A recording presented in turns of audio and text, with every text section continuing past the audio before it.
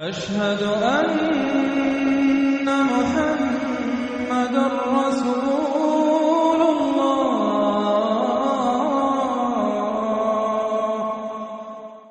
سورۃ ہود، بسم اللہ الرحمن الرحیم۔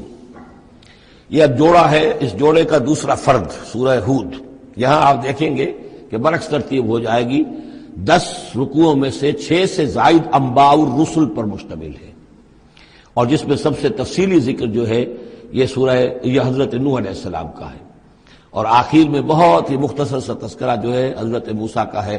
باقی جیسے سورہ اعراف میں ایک ایک رکوع ایک ایک رسول کے لیے، وہی ترتیب آپ یہاں دیکھیں گے۔ بسم اللہ الرحمن الرحیم۔ الف لام را، کتاب احکمت آیاتہ ثم فصلت من لدن حکیم خبیر۔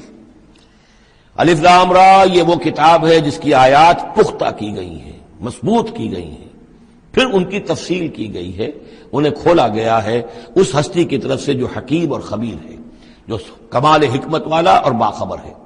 اس کا ایک مفہوم یہ ہو سکتا ہے کہ قرآن مجید میں شروع میں جو صورتیں نازل ہوئی ہیں وہ چھوٹی چھوٹی لیکن بہت پروفاؤنڈ، چند الفاظ کے اندر معلوم ہوتا ہے کہ جیسے سورۃ العصر ہے، والعصر ان الانسان لفی خسر الا الذین آمنوا وعملوا الصالحات وتواصوا بالحق وتواصوا بالصبر۔ اب اس میں کل ہدایت موجود ہے، اور امام شافعی کے وہ اقوال جو ہے میں نے اپنے کتابچے میں راہ نجات سورۃ العصر کی روشنی میں وہ سارے درج کیے ہیں کہ لو لم ينزل من القرآن سواها لکفت الناس، اگر صرف یہ سورۃ العصر نازل ہوتی، قرآن میں سے کچھ نہ نازل ہوتا تو بھی ہدایت کے لیے کافی تھی۔ اور لو تدبر الناس هذه السورۃ لوسعتهم، اگر لوگ صرف اس سورت پر تدبر کریں، غور کریں، تو یہ ان کی ہدایت کے لیے کافی ہو جائے گی۔ تو ابتدائی صورتیں اور آیتیں بڑی محکم، لیکن اس کے بعد تفصیل انہی کی بیان ہوئی ہے۔ اللہ تعبدوا الا اللہ، یہ کتاب کس پیغام کے ساتھ آئی ہے؟ نہ پوجو کسی کو سوائے اللہ کے۔ اننی لکم منہ نذیر و بشیر، یقیناً میں ہوں تمہارے لیے اس کی جانب سے خبردار کرنے والا اور بشارت دینے والا۔ یہ دو الفاظ بار بار آ رہے ہیں، بشیر اور نذیر، نذیر اور بشیر۔ وما نرسل المرسلین الا مبشرین ومنذرین، رسلا مبشرین ومنذرین لئلا یکون للناس علی اللہ حجۃ بعد الرسل وکان اللہ عزیزا حکیما۔ وان استغفروا ربکم، اور یہ کہ اپنے رب سے استغفار کرو، معافی چاہو۔ ثم توبوا الیہ، اور پھر اس کی جناب میں رجوع کرو، اس کی طرف بڑھو۔ یمتعکم متاعا حسنا، وہ تمہیں ساز و سامان دے گا دنیا کی زندگی میں بھی اچھا فائدہ، الی اجل مسمی، ایک وقت معین تک کے لیے، دنیا میں بھی تمہارے لیے حسنہ ہوگا۔ وَيُؤْتِ كُلَّ ذِي فَضْلٍ فَضْلَهُ، اور ہر صاحب فضل کو اس کے حصے کا فضل عطا کرے گا۔ یہاں جو ذی فضل سے مراد ہے مستحق فضل، جو بھی فضل کا مستحق ہے اسے اللہ تعالیٰ اس کا فضل عطا کرے گا۔ وَإِن تَوَلَّوْا، اور اگر تم پھر جاؤ گے، فَإِنِّي أَخَافُ عَلَيْكُمْ عَذَابَ يَوْمٍ كَبِيرٍ، تو پھر مجھے اندیشہ ہے کہ تم پر بہت بڑے دن کا ایک عذاب آئے گا۔ إِلَى اللَّهِ مَرْجِعُكُمْ، تمہاری طرف اللہ ہی کی طرف تمہیں لوٹ جانا ہے، وَهُوَ عَلَى كُلِّ شَيْءٍ قَدِيرٌ، اور وہ ہر چیز پر قادر ہے۔ أَلَا إِنَّهُمْ يَثْنُونَ صُدُورَهُمْ لِيَسْتَخْفُوا مِنْهُ، آگاہ ہو جاؤ، یہ لوگ اپنے سینوں کو دوہرا کرتے ہیں تاکہ اس سے چھپ سکیں۔ یہ مشکلات القرآن میں سے، اس کے بارے میں بہت سے اقوال ہیں۔ ایک رائے جو ہے کہ جو بخاری میں حضرت ابن عباس کا جو قول آیا ہے وہ یہ ہے کہ کچھ اہل ایمان کے اوپر حیا کا اتنا غلبہ تھا، جیسے حضرت عثمان رضی اللہ تعالیٰ عنہ، کہ وہ کبھی غسل بھی کرنا ہوتا تھا، اس وقت بھی عریاں ہونا انہیں پسند نہیں تھا، تو وہ اس طریقے سے جھک جاتے تھے کہ گویا کہ سطر پھر بھی جو ہے وہ چھپا رہے، اور اگر کہیں قضاء حاجت ہے یا کوئی اور، اس وقت بھی وہ پورا سطر کا اہتمام کرتے تھے۔ تو یہ فرمایا جا رہا ہے کہ تم کتنا ہی کر لو، ظاہر بات ہے کہ اللہ تعالیٰ کی نگاہوں کے تو تم سامنے ہو، لہذا یہ ہے کہ اس میں ایک حد تک جو بھی اللہ تعالیٰ نے سطر کا، حجاب کے جو بھی احکام دیے ان کی پیروی کرو، لیکن کسی بھی معاملے میں غلو کی ضرورت نہیں ہے۔ الا انہم یثنون، باقی اور طرح سے بھی اس آیت کی جو ہے وہ تشریح کی گئی ہے۔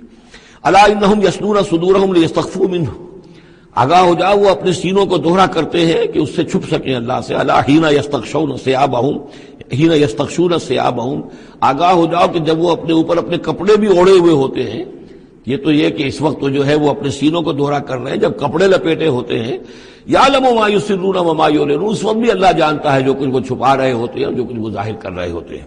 انہ علیم بذات الصدور، وہ تو جو کچھ سینوں کے اندر ہے اس کو بھی جانتا ہے۔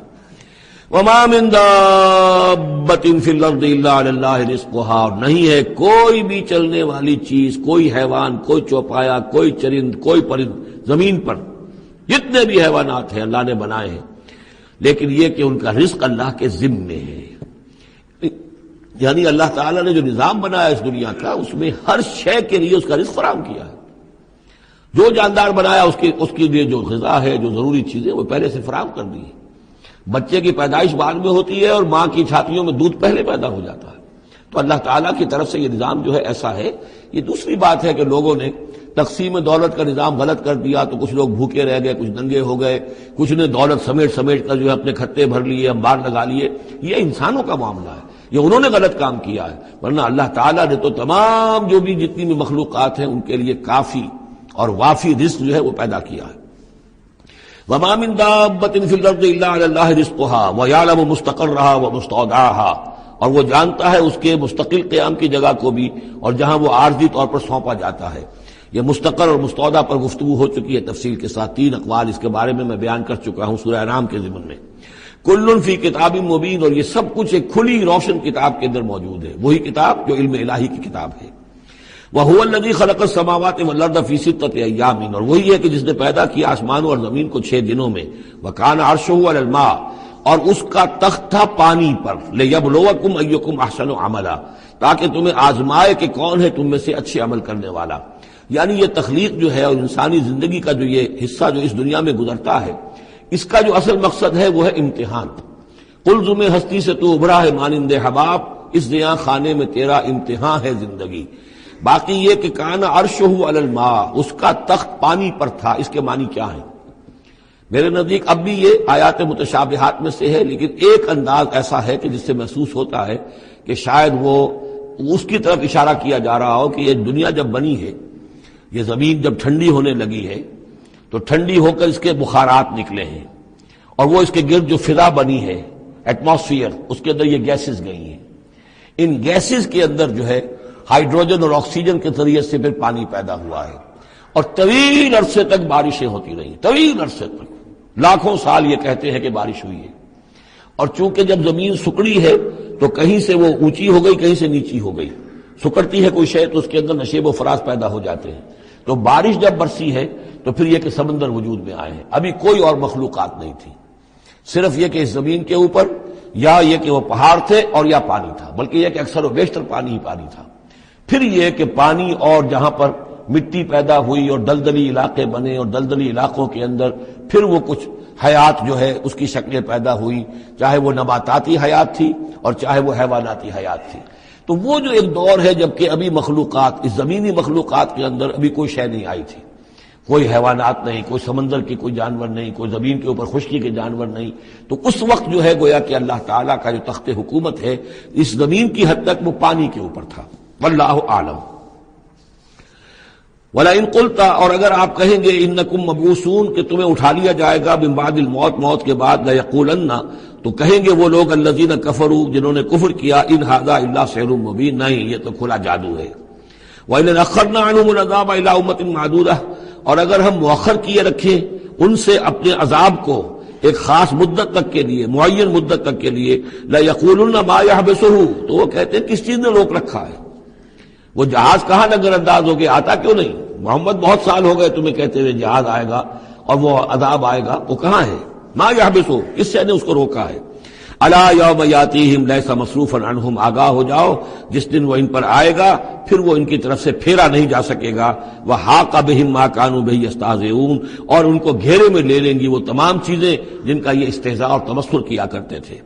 وَلَئِنْ أَذَقْنَا الْإِنسَانَ مِنَّا رَحْمَةً، اور اگر ہم مزہ چکھاتے ہیں انسان کو اپنی طرف سے رحمت کا، کوئی خوشی آئی ہے، کوئی دولت ملی ہے، کوئی اور مسرت کی بات ہوئی ہے، ثُمَّ نَزَعْنَا مِنْهُ، پھر جب ہم اس سے وہ چھین لیتے ہیں، لے لیتے ہیں، سلب کر لیتے ہیں، إِنَّهُ لَيَئُوسٌ كَفُورٌ، تو وہ ہو جاتا بالکل مایوس، نہایت ناشکرا، بھول جاتا ہے کبھی اللہ کی نعمت بھی تھی، کبھی اللہ کی نگاہ کرم بھی مجھ پر تھی، ٹھیک ہے آج مجھ پر سختی آ گئی ہے تو سختی نرمی آتی رہتی ہے، اللہ تعالیٰ کی طرف سے ہے، اگر نرمی بھی تھی تو اللہ کی طرف سے، اور سختی بھی آئی ہے تو اللہ کی طرف سے، اس پر شکر چاہیے تھا، اس پر صبر چاہیے، لیکن نہیں، انسان جو ہے لیئوس کفور، انتہائی مایوس اور نہایت ناشکرا، ہم پر تو کبھی اللہ کی کوئی نظر کرم ہوئی نہیں۔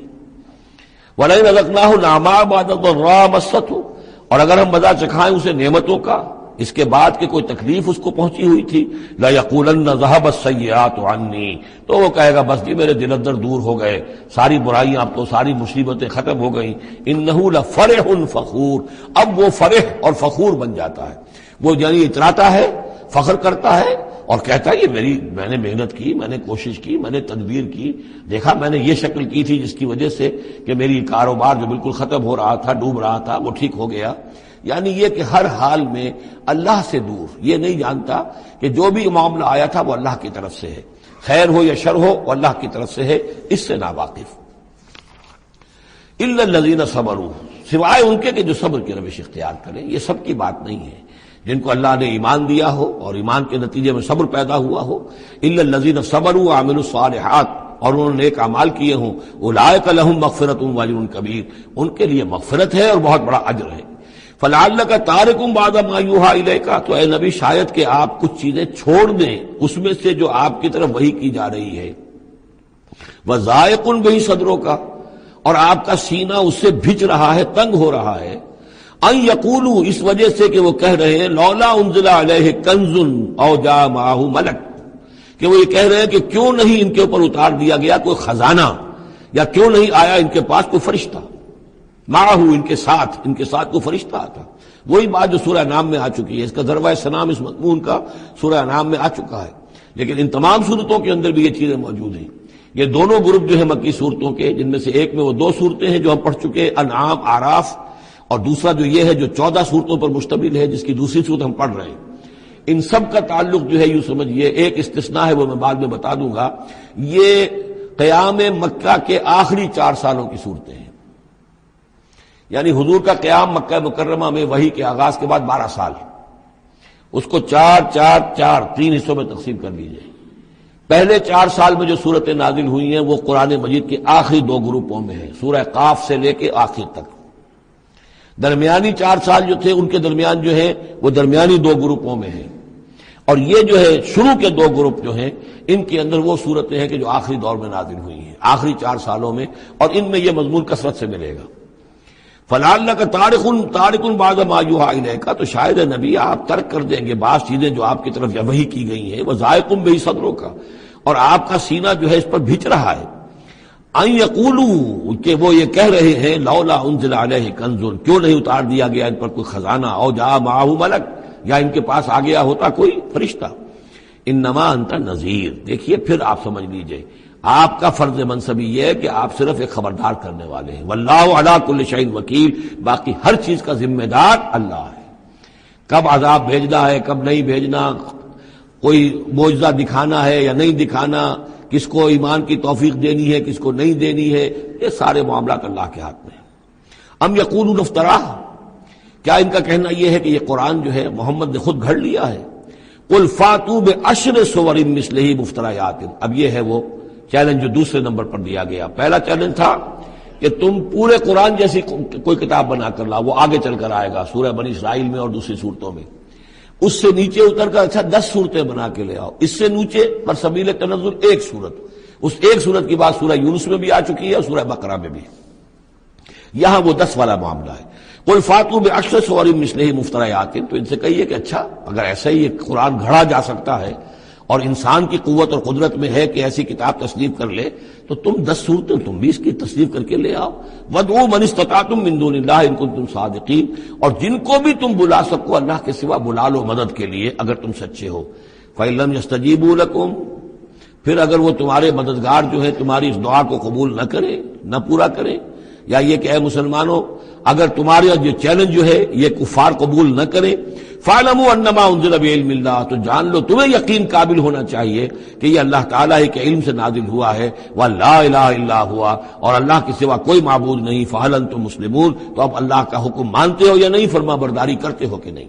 یہ کفار ہی سے خطاب ہے کہ اگر تمہارے وہ جو معبود ہیں تم ان کو پکارو کہ اس جیسی 10 صورتیں ہمیں بھی، آپ بھی کچھ کوشش کریں، ہم بھی کوشش کرتے ہیں مل جل کر، کچھ آپ القاء فرمائیں، الہام فرمائیں، کچھ ہم محنت کرتے ہیں، اور اگر وہ نہ کریں تو پھر جان لو فَاعْلَمُوا أَنَّمَا أُنزِلَ بِعِلْمِ اللَّهِ وَلَا إِلَٰهَ إِلَّا هُوَ فَهَلْ أَنتُم مُسْلِمُونَ مَنْ كَانَ يُرِيدُ الْحَيَاةَ الدُّنْيَا وَزِينَتَهَا نُوَفِّ إِلَيْهِمْ أَعْمَالَهُمْ فِيهَا وَهُمْ فِيهَا لَا يُبْخَسُونَ، جو لوگ بھی طالب ہوتے ہیں، ارادہ کر لیتے ہیں، طالب ہوتے ہیں دنیا کی زندگی کا اور اس کی زینت کا، زیبائش، آرائش، چمک دمک، ساز و سامان، اسی کے پیچھے پڑے ہوئے ہیں، محنت کر رہے ہیں، بھاگ دوڑ کر رہے ہیں، خون پسینہ ایک کر رہے ہیں، دن رات ایک کر دیا ہے، نوفی الیہم اعمالہم فیہا، ہم اسی دنیا کی زندگی میں ان کے اعمال کا پورا پورا بدلہ دے دیتے ہیں۔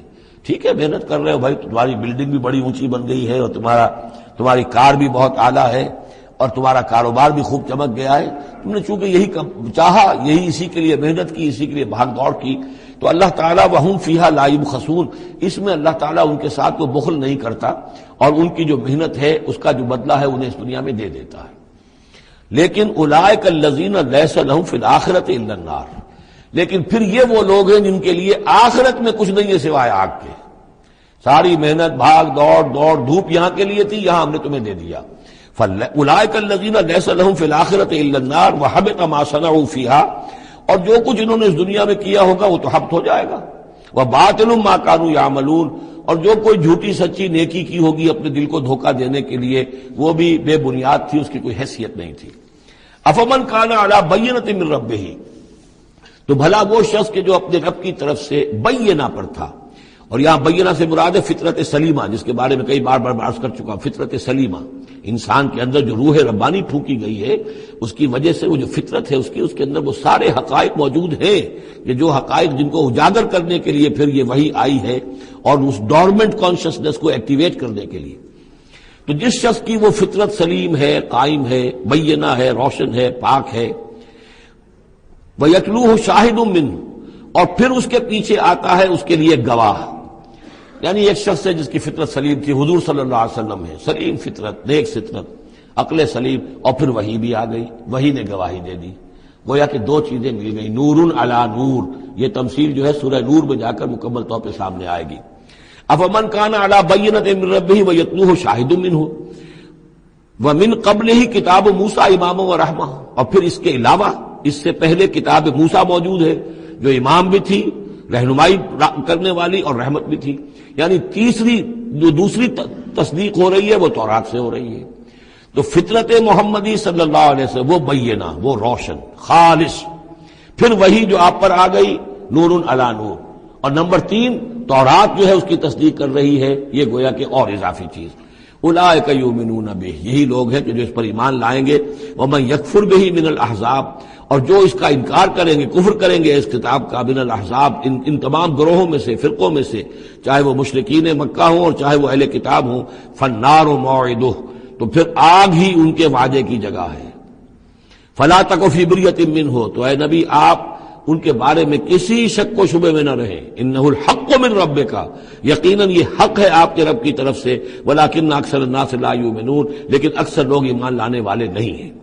ومن اظلم ممن افترى علی اللہ کذبا، اور کون زیادہ ظالم ہوگا، اس سے بڑھ کر ظالم ہوگا اس سے کہ جس نے اللہ پر جھوٹ باندھا، گھٹ کر کوئی چیز اللہ کی طرف منسوب کر دی۔ اولئک یعرضون علی ربہم، یہ وہ لوگ ہیں کہ جو پیش کیے جائیں گے اپنے رب کے سامنے، ویقول الاشہاد، اور لوگ کہیں گے، گواہی دینے والے کہیں گے، ہؤلاء الذین کذبوا علی ربہم، یہ وہ لوگ ہیں جنہوں نے جھوٹ کہا تھا اپنے رب پر۔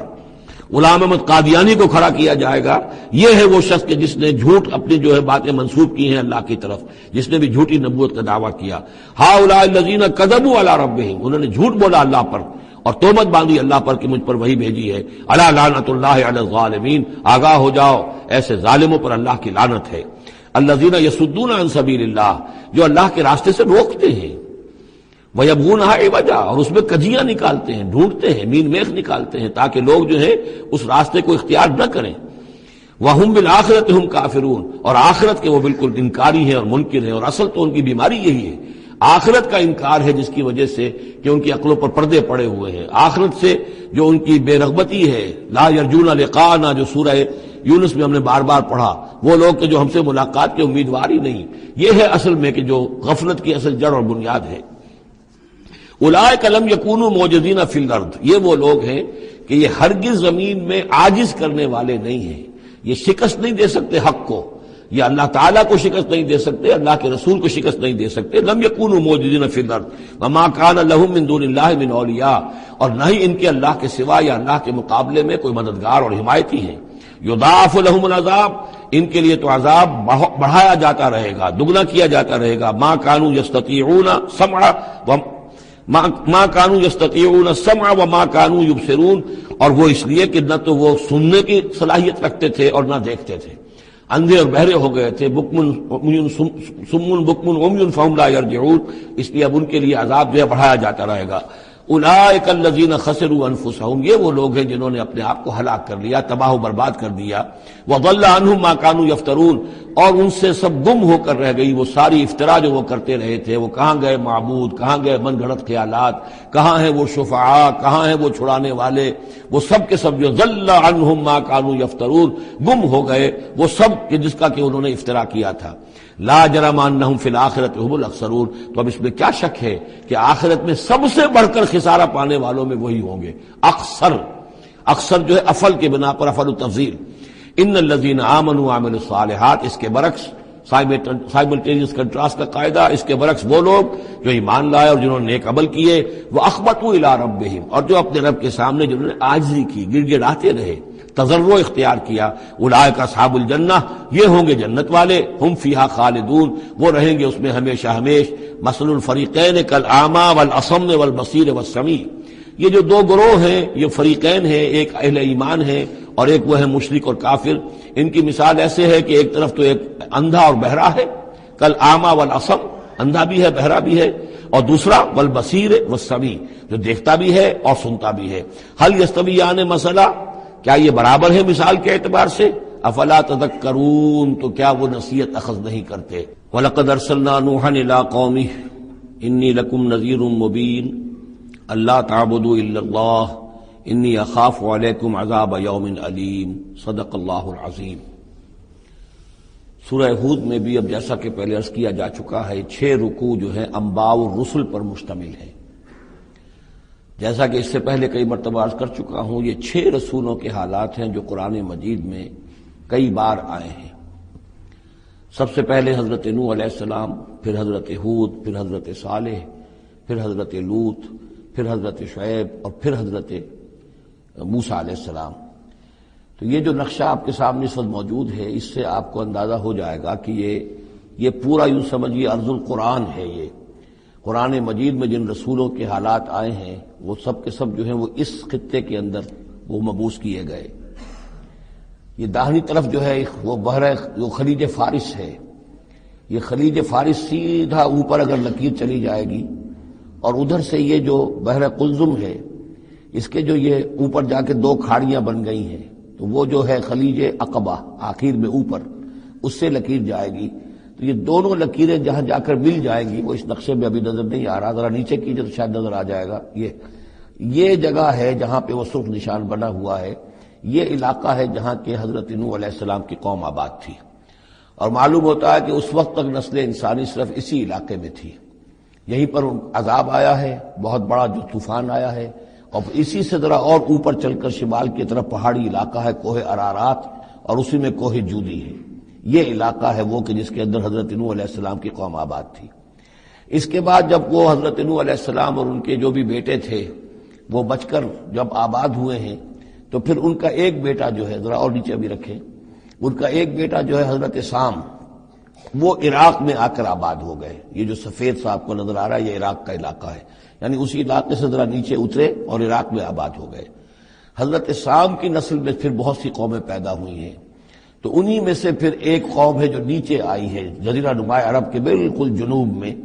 یہ جو علاقہ ہے یہاں پر یہ قوم، یہ احقاف کا علاقہ کہلاتا ہے، اور یہاں پر قوم ہود، اس قوم کا نام عاد ہے.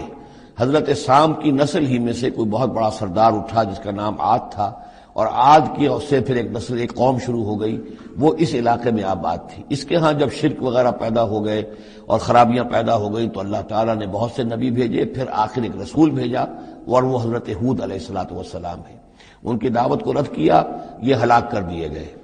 یہاں سے حضرت ہود اپنے ان ساتھیوں کو لے کر نکلے اور عرب کے تقریباً وہ وسط میں، وہ علاقہ ہجر کا علاقہ کہلاتا ہے، اس علاقے میں آ کر آباد ہو گئے. یہاں ان کے ہاں ایک بڑی شخصیت ابھری جس کا نام سمود تھا، تو اس سے یہ قوم سمود مشہور ہوئی ہے. انہوں نے میدانوں کے اندر محل بنائے اور ساتھ ہی یہ ہے کہ جو پہاڑی علاقہ ہے بہت سخت گرینائٹ راکس ہیں ان کو تراش کر ان کے اندر بھی مکان بنائے، یہ قوم سمود ہے۔ تو قوم نوح، قوم ہود، قوم سمود، یہ تینوں اقوام جو ہیں حضرت ابراہیم علیہ السلام سے پہلے کی ہیں۔ اب پھر لوٹیے عراق کی طرف، عراق ہی میں جو قوم باقی رہی انہی میں حضرت ابراہیم علیہ السلام کی بعثت ہوئی ہے۔ لیکن حضرت ابراہیم علیہ السلام کے بارے میں یہ انداز جو انباء الرسل کا ہے وہ قرآن مجید میں کہیں نہیں ہے۔ یہاں پہ آپ دیکھیں گے سورہ ہود میں ان کا تذکرہ آئے گا، لیکن وہ قصص النبیین کے انداز میں تذکرہ آئے گا، انباء الرسل کے انداز میں نہیں آئے گا۔ حضرت ابراہیم یہاں سے اور یہاں سے پھر انہوں نے ہجرت کی عراق سے اور شام چلے گئے، پورا صحرا کراس کر کے شام میں جا کر، اور وہاں سے پھر انہوں نے اپنے بیٹے کو اسحاق کو آباد کیا، وہ جو سرخ نشان نظر آ رہا ہے آپ کو، یہ فلسطین کا علاقہ ہے۔ ایک بیٹے کو حضرت اسماعیل علیہ السلام کو یہاں مکے میں لا کر آباد کیا۔ اچھا، اس اپنے بھتیجے جو حضرت لوط علیہ السلام ان کے ساتھ ہی آئے تھے، ہجرت کی تھی انہوں نے، عراق سے اور شام پہنچے تھے، ان کو بھیجا ہے بحیرہ ڈیڈ سی جو ہے، بحیرہ مردار، اس کے کنارے پر یہ شہر آباد تھے، عمورہ اور صدوم، وہاں بھیجا ہے۔ تو انباء الرسل کے ضمن میں پھر قوم سمود کے بعد ذکر آئے گا تو وہ قوم لوط کا آئے گا۔ البتہ حضرت ابراہیم علیہ السلام ہی کی ایک تیسری بیوی قطورہ، ان کی اولاد میں سے مدین نام کے بھی ایک تھے، اور ان سے جو قوم چلی قوم مدین، وہ خلیج عقبہ کے داہنی طرف جو ہے مشرق میں، یہ یہاں آباد ہوئے۔ یہ علاقہ ہے ان کا جہاں پہ کہ حضرت شعیب علیہ السلام کو بھیجا گیا، اور خلیج کے قریب لے جائیے، خلیج کے قریب اس علاقے میں یہ مدین کا علاقہ ہے، اس میں حضرت شعیب علیہ السلام بھیجے گئے۔ اب یہ جو سینائی پیننسولا ہے، اس کو نقشے کو ذرا ہٹائیے داہنی طرف، ادھر لے جائیں، ادھر داہنی طرف ہٹائیں، تو ادھر جو ہے مصر ہے، وہ دریائے نیل نظر آ رہا ہے۔ یہاں سے یوں جو ہے حضرت یوسف علیہ السلام، چونکہ اب سورہ ہود کے بعد سورہ یوسف بھی آ جائے گی، تو حضرت یوسف علیہ السلام کو جب کہ ان کے بھائیوں نے کنویں میں پھینکا ہے، اور وہ پھر قافلہ ان کو لے گیا ہے مصر، اور وہ پھر ذریعہ بن گئے پوری اس قوم کے مصر میں آنے کا، تو یہاں پھر حضرت موسیٰ علیہ السلام کی بعثت ہوئی ہے مصر میں۔ تو کل یہ علاقہ ہے کہ جن میں وہ انبیاء اور رسل جو ہیں مبعوث ہوئے ہیں کہ جن کا ذکر اکثر و بیشتر قرآن میں آتا ہے۔ لیکن جیسا کہ میں نے عرض کیا تھا، اس کا یہ مطلب نہیں ہے کہ صرف یہی رسول اور نبی آئے ہیں، دنیا میں اور بھی بہت سے نبی اور رسول آئے، لیکن قرآن میں تذکرہ انہی کا کیا گیا ہے کہ جن کا تذکرہ ان لوگوں کی اپنی روایات میں موجود تھا، جن کے ناموں سے یہ واقف تھے، لہذا انہی کے حوالے سے قرآن تو کتاب ہدایت ہے۔ ویسے تو ایک رسول کے قصے میں بھی وہ ساری ہدایت موجود ہے، اور 6 رسولوں کے قصوں میں بھی وہ ہدایت موجود ہے۔ اس حوالے سے یہ کہ سارے رسولوں کی تاریخ بیان کرنا یہ قرآن مجید کا موضوع نہیں ہے۔ آئیے اب متن کی طرف چلیے۔ وَلَقَدْ أَرْسَلْنَا نُوحًا إِلَىٰ قَوْمِهِ، اور ہم نے بھیجا نوح کو اس کی قوم کی طرف۔ إِنِّي لَكُمْ نَذِيرٌ مُّبِينٌ، انہوں نے کہا میں تمہارے لیے کھلا خبردار کر دینے والا ہوں۔ اللہ تعبدوا الا اللہ، کہ مت پوجو اللہ کے سوا کسی کو۔ انی اخاف علیکم عذاب یوم علیم، مجھے اندیشہ ہے تم پر ایک بڑے دردناک دن کے عذاب کا۔ فقال الملأ الذین کفروا من قومہ، تو کہا اس کے قوم کے ان سرداروں نے جنہوں نے کفر کی روش اختیار کی، ما نراک الا بشرا مثلنا، ہم نہیں دیکھتے اے نوح آپ کو مگر اپنے ہی جیسا ایک انسان۔ آپ کہاں سے اللہ کے رسول بن گئے، کیسے رسول بن گئے، کیسے اللہ نے چن لیا؟ آپ تو ہمارے جیسے ایک انسان ہیں۔ وما نراک اتبعک الا الذین هم اراذلنا بادی الرائے، اور اس سے بھی آگے بڑھ کر ہم نہیں دیکھتے مگر یہ کہ آپ کی پیروی کرنے والے تو وہ لوگ ہیں جو ہماری نگاہوں میں ذلیل ہیں، کمینے ہیں، نچلے طبقے کے لوگ ہیں، گھٹیا لوگ ہیں، بادی الرائے، بلا تامل نظر آ رہا ہے کہ صرف کچھ کمی کاری لوگ آپ کے گرد جمع ہو گئے ہیں، کوئی معقول آدمی، کوئی سردار قوم کا کوئی آپ کے گرد آیا ہی نہیں۔ فما نرا لکم علینا من فضل، اور ہمیں کوئی نظر نہیں آتا کہ آپ پر کوئی ہمارے اوپر کوئی فضیلت آپ کو حاصل ہے، آپ کو اور آپ کے ساتھیوں کو، بل نظنکم کاذبین، بلکہ ہمارا گمان تو یہی ہے کہ آپ جھوٹ بول رہے ہیں۔ قال یا قوم ارأیتم ان کنت علی بینۃ من ربی، اب یہ ذرا اس صورت کے اندر بار بار یہ الفاظ آئیں گے۔ ایک فطرت سلیمہ جو پہلے سے تھی، اس کے بعد اللہ کی طرف سے وحی آ گئی، وہ گویا کہ اس کا شاہد ہے۔ انہوں نے کہا اے میری قوم کے لوگوں ذرا غور کرو، اگر میں پہلے سے بھی اپنے رب کی طرف سے بینہ پر تھا، تم جانتے ہو میں نے زندگی تمہارے مابین گزاری تھی، تم بھی جانتے ہو کہ میں ایک شریف النفس انسان تھا، میرا کردار، میرا اخلاق تمہارے سامنے تھا، میں بینہ پر تھا، میری فطرت مس نہیں ہوئی تھی، سلیم تھی۔ وآتانی رحمۃ من عندہ، پھر اللہ نے مجھے رحمت بھی عطا فرما دی اپنے پاس سے، یعنی جو وحی آئی ہے میرے پاس وہ اللہ تعالیٰ کی رحمت ہے۔ فعمیت علیکم، اور وہ چیز وہ ہے کہ جس کو تمہاری آنکھوں سے مخفی رکھا ہے۔ اب میں کیا کروں، فرشتہ میرے پاس تو آتا ہے، وہی میرے پاس آتی ہے، یہ چیز جو ہے میرے تو تجربے میں ہے، مائی پرسنل ایکسپیرینس، لیکن یہ کہ تم سے یہ چھپا کر رکھی گئی ہے۔ انلزمکموہا وانتم لہا کارہون، بہرحال ہم زبردستی چپکا نہیں سکتے اپنی یہ بات آپ لوگوں کو، اگر آپ کو پسند نہیں ہے، اگر بیزار ہیں تو یہ اختیار ہمارے پاس نہیں ہے کہ ہم زبردستی آپ کو ان باتوں کا قائل کر دیں اور یہ باتیں لازماً آپ پر تھوپ دیں۔ وَيَا قَوْمِ لَا أَسْأَلُكُمْ عَلَيْهِ مَالًا، اور میری قوم کے لوگوں دیکھو میں تم سے کوئی اجرت نہیں مانگتا، مال طلب نہیں کرتا، کوئی تاوان تم پر نہیں ڈالا ہے۔ ان اجریہ الا علی اللہ، نہیں ہے میرا اجر مگر اللہ کے ذمے۔ وما انا بطارد الذین آمنوا، اور جن کو تم کہہ رہے ہو یہ گھٹیا لوگ ہیں، کمی کاری لوگ ہیں، کمین لوگ ہیں، میں ان کو اپنے پاس سے دھتکار نہیں سکتا، میں یہاں سے کھدیڑ نہیں سکتا ان کو، میں نہیں ہوں کھدیڑنے والا ان کو اپنے پاس سے۔ انہم ملاقو ربہم، یہ اپنے رب سے ملاقات کریں گے۔ ولکنی اراکم قوما تجہلون، لیکن میں دیکھتا ہوں کہ تم ضرور جہل میں اور جہالت میں مبتلا ہو گئے ہو۔ وَيَا قَوْمِ مَن يَنصُرُنِي مِنَ اللَّهِ إِن طَرَدتُّهُمْ، اور میری قوم کے لوگوں سوچو اگر میں ان اہل ایمان کو اپنے ہاتھ سے ہانک دوں، یہاں سے بھگا دوں، یہاں سے دھتکار دوں، تو کون مدد کرے گا میری اللہ کے مقابلے میں؟ یہ اللہ کے ماننے والے، اللہ کے چاہنے والے، اللہ کا ذکر کرنے والے، اللہ سے دعائیں مانگنے والے، اللہ کے روح انور کے یہ طالب ہیں، اس کی رضا جو ہیں۔ افلا تذکرون، تو کیا تم نصیحت اخذ نہیں کرتے؟ ولا اقول لکم عندی خزائن اللہ، وہی بات جو حضور سے ہم پڑھ چکے ہیں پہلے، اور میں نہیں کہتا تم سے کہ میرے پاس اللہ کے خزانے ہیں، میں نے کب کہا ہے کہ میرا اختیار ہے اللہ کے خزانوں پر؟ ولا اعلم الغیب، نہ میں غیب کا علم رکھتا ہوں۔ ولا اقول انی ملک، نہ میں یہ کہتا ہوں کہ میں کوئی فرشتہ ہوں۔ ولا اقول للذین تزدری اعینکم، اور نہ میں یہ کہتا ہوں ان لوگوں کے بارے میں جنہیں تمہاری آنکھیں حقیر دیکھ رہی ہیں، تم حقارت کے ساتھ دیکھ رہے ہو، لن یؤتیہم اللہ خیرا، میں تو نہیں کہہ سکتا کہ اللہ تعالیٰ انہیں کوئی خیر نہیں دے گا۔ کیا پتا تم اندازہ بھی نہ کر سکو کیا مقامات بلند اللہ ان کو عطا کرے گا جنت میں، یہ کس طریقے سے اللہ تعالیٰ کے فراح و ریحان و جنت و نعیم سے جو ہے وہ مشرف ہوں گے۔ لا اقول انی ملک ولا اقول للذین تزدری اعینکم لن یؤتیہم اللہ خیرا، اللہ اعلم بما فی انفسہم، جو کچھ ان کے جیوں میں ہے، دلوں میں، اللہ خوب جانتا ہے کس کے دل میں کتنا خلوص ہے، کتنی محبت ہے اللہ کے ساتھ، کتنی شوق ہے، کتنا شوق ہے اللہ سے ملاقات کا، تو یہ اللہ جانتا ہے۔ انی اذا لمن الظالمین، اگر میں تمہارے امتحانوں سے تنگ آ کر میں ان کو اپنے پاس سے اٹھا دوں، بھگا دوں، تو پھر یہ کہ میں تو خود ظالموں میں سے ہو جاؤں گا۔ قالوا یا نوح، انہوں نے کہا اے نوح قد جادلتنا، تم نے ہم سے خوب جھگڑا کیا، فاکثرت جدالنا، اور بہت جھگڑا کر دیا تم نے، یعنی یہ کہ جب وہ بالکل ان تمام باتوں کے جواب میں خاموش ہونے پر مجبور ہو گئے، معقول بات ہے جو جواب دیا جا رہا ہے، ان کے پاس اب کوئی جواب نہیں ہے اس کا۔ فاتنا بما تعدنا ان كنت من الصادقین، اب آخری بات وہی ضد اور ہٹ درمی کی، تو پھر لے آؤ جس چیز کی ہمیں دھمکی دے رہے ہو، اگر تم سچے ہو وہ عذاب لے آؤ۔ اب ہم جو ہے ہمارے کان پک گئے ہیں تمہارے یہ بات سنتے سنتے، اور تم سے یہ مذاکرہ اور مجادلہ اور مناظرہ جو ہے مزید ہم جاری نہیں رکھنا چاہتے۔ قال انما یاتیکم بہ اللہ ان شاء، انہوں نے فرمایا کہ وہ تو اللہ لے آئے گا وہ عذاب تمہارے اوپر اگر وہ چاہے گا۔ انما یاتیکم بہ اللہ، وہ لائے گا تمہارے اوپر اللہ انشاء، اگر وہ چاہے گا۔ وما انتم بمعجزین، اور پھر تم اس کو تھکا نہیں سکو گے بھاگ کر، یعنی تم اسے ہرا نہیں سکو گے، تم اس سے بچ کر بھاگ نہیں سکو گے۔ ولا ينفعکم نصحی ان اردت ان انصح لکم، اور میری نصیحت، میرا خلوص، میری خیر خواہی تمہارے حق میں کچھ مفید نہیں ہو سکتی، خواہ میں کتنا ہی تمہارا ناصح ہوں، کتنا ہی تمہارے ساتھ مخلص ہوں، نصیحت کر رہا ہوں، خیر خواہ ہوں۔ ان کان اللہ یرید ان یغویکم، اگر اللہ ہی فیصلہ کر چکا ہو کہ وہ تمہاری گمراہی کے اوپر اس کی مہر ثبت ہو چکی ہو، اگر اللہ تعالیٰ فیصلہ کر چکا ہے تو میری یہ سارا اخلاص اور خلوص اور دعوت اور نصیحت اور خیر خواہی اس کا کوئی نتیجہ نہیں نکلے گا۔ هو ربکم، وہ تمہارا رب ہے، وإلیہ ترجعون، اور اسی کی طرف تم لوٹا دیے جاؤ گے۔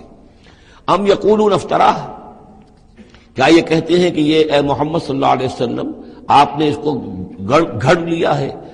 قل ان افتریتہ فعلی اجرامی، اب یہاں درمیان میں حضرت نوح علیہ السلام کی بات چل رہی ہے اور آگے بھی چلے گی، لیکن درمیان میں ایک جملہ معترضہ ہے۔ یہ ساری باتیں اے نبی جو آپ کو ہم وحی کے ذریعے سے بتا رہے ہیں، یہ ساری جو گفت و شنید ہوئی تھی حضرت نوح علیہ السلام کے اور ان کی قوم کے درمیان، آپ کو کیسے معلوم ہوئی؟ آپ نے گھڑ لی ہے، آپ کو کوئی فکشن ہے، کوئی سٹوری ہے، کیا ہے؟ نہیں، یہ تو اللہ تعالیٰ کی طرف سے ہے۔ قل ان افتریتہ، کہہ دیجئے اگر میں نے یہ گھڑی ہوں یہ چیزیں، فعلی اجرامی، تو پھر یہ میرا جرم ہوگا، اس کا وبال مجھ پر آئے گا۔ وانا بریء مما تجرمون، ورنہ پھر یہ ہے کہ جو جرم تم کر رہے ہو، جھٹلا رہے ہو، تو میں اس سے بری ہوں۔ وَأُوحِيَ إِلَىٰ نُوحٍ، اور وحی کر دیا گیا نوح کی جانب، أَنَّهُ لَن يُؤْمِنَ مِن قَوْمِكَ إِلَّا مَن قَدْ آمَنَ، اب کوئی اور شخص ایمان نہیں لائے گا تمہاری قوم میں سے سوائے ان کے جو ایمان لا چکے ہیں۔ فَلَا تَبْتَئِسْ بِمَا كَانُوا يَفْعَلُونَ، سو اب جو کچھ وہ کر رہے ہیں آپ اس پر افسوس نہ کریں اور غمگین نہ ہوں۔ وَاصْنَعِ الْفُلْكَ بِأَعْيُنِنَا وَوَحْيِنَا، اور اب آپ کشتی تیار کیجئے، کشتی بنائیے ہماری نگاہوں کے سامنے، یعنی ہم دیکھ رہے ہیں اور ہمارے انسٹرکشنز کے مطابق، وَوَحْيِنَا، معلوم ہوتا کہ اللہ تعالیٰ کی طرف سے ہر یعنی سٹیپ پر ان کو وحی آ رہی ہے، اور کہ اس طرح کرو، اتنی لمبی بناؤ، ایسی لکڑیاں تیار کرو، بِآیُنِنَا وَوَحْیِنَا، ہماری نگاہوں کے سامنے اور ہماری ہی انسٹرکشنز کے مطابق، وحی کے مطابق۔ وَلَا تُخَاطِبْنِی فِی الَّذِینَ ظَلَمُوا، اب دیکھنا جو ظالم ہیں ان کے بارے میں مجھ سے خطاب نہ کرنا، مجھ سے دعا نہ کرنا، مجھ سے بات نہ کرنا کہ فلاں جو ہے یہ میرا عزیز ہے اور فلاں میرا رشتہ دار ہے۔ اب جو بھی ظالم ہے اس کے بارے میں تمہاری طرف سے کوئی نرم بات نہ آئے۔ انہم مغرقون، اب یہ سب کے سب غرق کیے جائیں گے۔ وَيَصْنَعُ الْفُلْكَ، اب وہ نقشہ دیکھیے آپ چشم تصور سے، خشکی پر بیٹھے ہوئے ہیں اور حضرت نوح علیہ السلام آس پاس سمندر کہیں ہے ہی نہیں اور وہ کشتی بنا رہے ہیں۔ وَيَصْنَعُ الْفُلْكَ، اور وہ بنا رہے کشتی۔ وَكُلَّمَا مَرَّ عَلَيْهِ مَلَأٌ مِّن قَوْمِهِ سَخِرُوا مِنْهُ، جب بھی ان کی قوم کے سردار ان کے پاس سے گزرتے تھے وہ مذاق اڑاتے تھے کہ معلوم ہوتا اب تک تو ہم سمجھتے تھے کہ بہرحال یہ کچھ شاید بات بنا رہا ہے، جھوٹ بول رہا ہے، کیا کر رہا ہے، اب تو معلوم ہوتا ہے بالکل ہی مت ماری گئی، اب کوئی جو ہے ہوش ٹھکانے نہیں رہے ہیں۔ تو وہ ہنستے تھے، سخروا منہ، قال ان تسخروا منا فإنا نسخر منکم کما تسخرون، حضرت نوح فرماتے تھے کہ تم اگر ہم سے اب اس تمسخر کر رہے ہو، مذاق اڑا رہے ہو، تو وہ وقت قریب آنے والا ہے کہ ہم تمہارا مذاق اڑائیں گے جیسے کہ تم مذاق اڑا رہے ہو ہمارا۔ فسوف تعلمون من یاتیہ عذاب یخزیہ، تو تم ان قریب جان لوگے کہ کون ہے وہ جن پر کہ عذاب آتا ہے جو ان کو رسوا کر دے گا۔ ویحل علیہ عذاب مقیم، اور اس پر اترے گا وہ عذاب کے جو قائم رہنے والا ہے اور دائمی ہے۔ حتی اذا جاء امرنا وفارت التنور، یہاں تک کہ جب ہمارا حکم آ گیا اور جوش مارا تنور نے۔ اب یہ جو ہے جہاں تک اس کا یعنی جیوگرافیکل یا جیولوجیکل جو بھی اس کا پس منظر ہے، اس کے ضمن میں ایچ جی ویلز نے جو بات کہی ہے وہ میں آپ کو بتا دینا چاہتا ہوں۔ اس کا کہنا یہ ہے کہ میڈیٹرینین کا جو اس کی سطح وہ بہت بلند تھی، اور ساحل کے ساتھ ساتھ جو ہے اس کے جو مشرقی ساحل ہے اس کا جو شام کا اور فلسطین کا، تو یہاں پر جو ہے وہ اونچے پہاڑ تھے۔ جیسے کراچی کے بارے میں بھی کہا جاتا ہے کہ کراچی کے بعض علاقے جو ہیں وہ سطح سمندر سے نیچے ہیں، لیکن ساحل کے ساتھ ساتھ اونچا علاقہ ایسا ہے کہ جو سمندر کو روکے ہوئے ہے۔ اگر کسی جگہ پر ایسا ہو تو اگر کہیں کوئی ایک سوراخ بھی ہو جائے تو یہ ایسا ہی ہے جیسے کسی بڑے بند میں سوراخ ہو جائے۔ اگر خدا نہ خواستہ کہیں تربیلا ڈیم میں یا کہیں کوئی اور اس طریقے کی بات ہو جائے تو پھر جو تباہی آئے گی اس کا آپ اندازہ کر لیجئے۔ تو ان کا کہنا یہ ہے کہ وہ سیلاب جو آیا ہے تو میڈیٹرینین میں وہ جو اس کا ساحلی علاقہ تھا اس میں سے کہیں وہ راستہ نکلا ہے پانی کا، اور پھر سمندر آیا ہے، اور وہ سمندر جو ہے پورے مڈل ایسٹ کے علاقے کے اوپر جو ہے اس کے اوپر وہ پانی سمندر کی شکل بن گیا ہے۔ یہ ہے ان کی تعویل، اس لیے کہ تاریخی طور پر اور طبقات الارض کا جو علم ہے وہ بتاتا ہے کہ اس پورے علاقے میں ایک بہت بڑے وسیع پیمانے پر فلڈ کے آثار موجود ہیں۔ وہ آثار جو ہیں وہ ایسے ہیں کہ اس پورے علاقے کے اندر وہ فلڈ آیا تھا، اور اس کی یہ توجیہ ہے جو وہ لوگ کرتے ہیں۔ بہرحال اس میں تین چیزیں ہوئی ہیں، ایک تو یہ کہ کسی ایک جگہ سے کوئی تنور ہو سکتا ہے کہ کوئی سوراخ جو ہے، جیسے کہ آپ کو معلوم ہے بڑے بڑے جو بند ہیں ان میں بعض اوقات صرف جو چوہوں کے بل ہوتے ہیں ان کی وجہ سے سوراخ ہو جاتے ہیں۔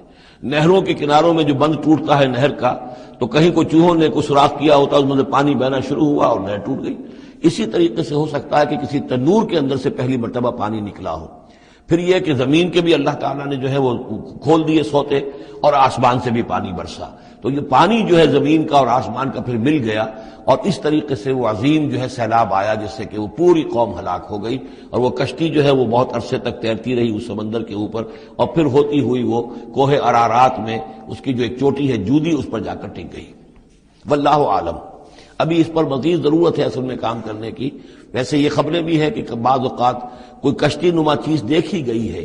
یہ علاقہ جو ہے اصل میں کہ جو جہاں پہ ترکی کی سرحد ملتی ہے روس کے ساتھ، ادھر وہ آذربائیجان وغیرہ کا علاقہ ہے، ادھر پھر یہ ترکی ہے، اوپر روس کا علاقہ جو ہے، تو اس میں ادھر سے راستہ جو ہے بہت دشوار گزار ہے، چڑھ نہیں سکتے. روس کی طرف سے راستہ ہے، اس کی چوٹیوں پر بعض پائلٹس نے کہیں دیکھا ہے اور خبر دی ہے کہ کوئی بہت بڑی کشتی قسم کی شے جو ہے وہ کسی چوٹی کے اوپر رکھی ہوئی ہے. اور قرآن مجید چونکہ بار بار کہتا ہے کہ ہم اسے برقرار رکھیں گے، ایک وقت آئے گا کہ وہ لوگوں کے لیے ایک نشانی بن کر ظاہر ہوگی، تو اس سے معلوم ہوتا ہے کہ وہ کشتی اب بھی وہاں پر موجود ہے اور انسان جو ہے اس تک رسائی حاصل کرے گا.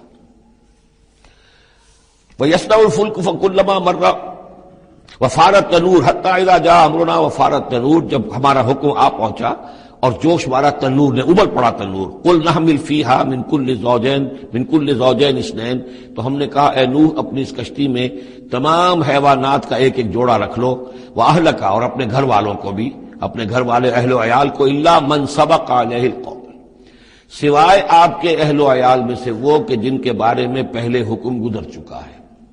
یہ حضرت نوح کے خاندان میں سے ایک ان کی بیوی اور اسی بیوی کا بیٹا یام، 3 بیٹے ان کے ساتھ بچے ہیں جو اہل ایمان تھے، حام، سام اور یافس. سام کی اولاد ہے وہ جو نیچے تمام ہمیں ابھی نقشہ دیکھا ہے، حضرت ابراہیم بھی سامی ہے، اور یہ قوم عاد بھی سامی، قوم سمود بھی سامی، یہ سیمیٹک ریسز کہلاتی ہیں.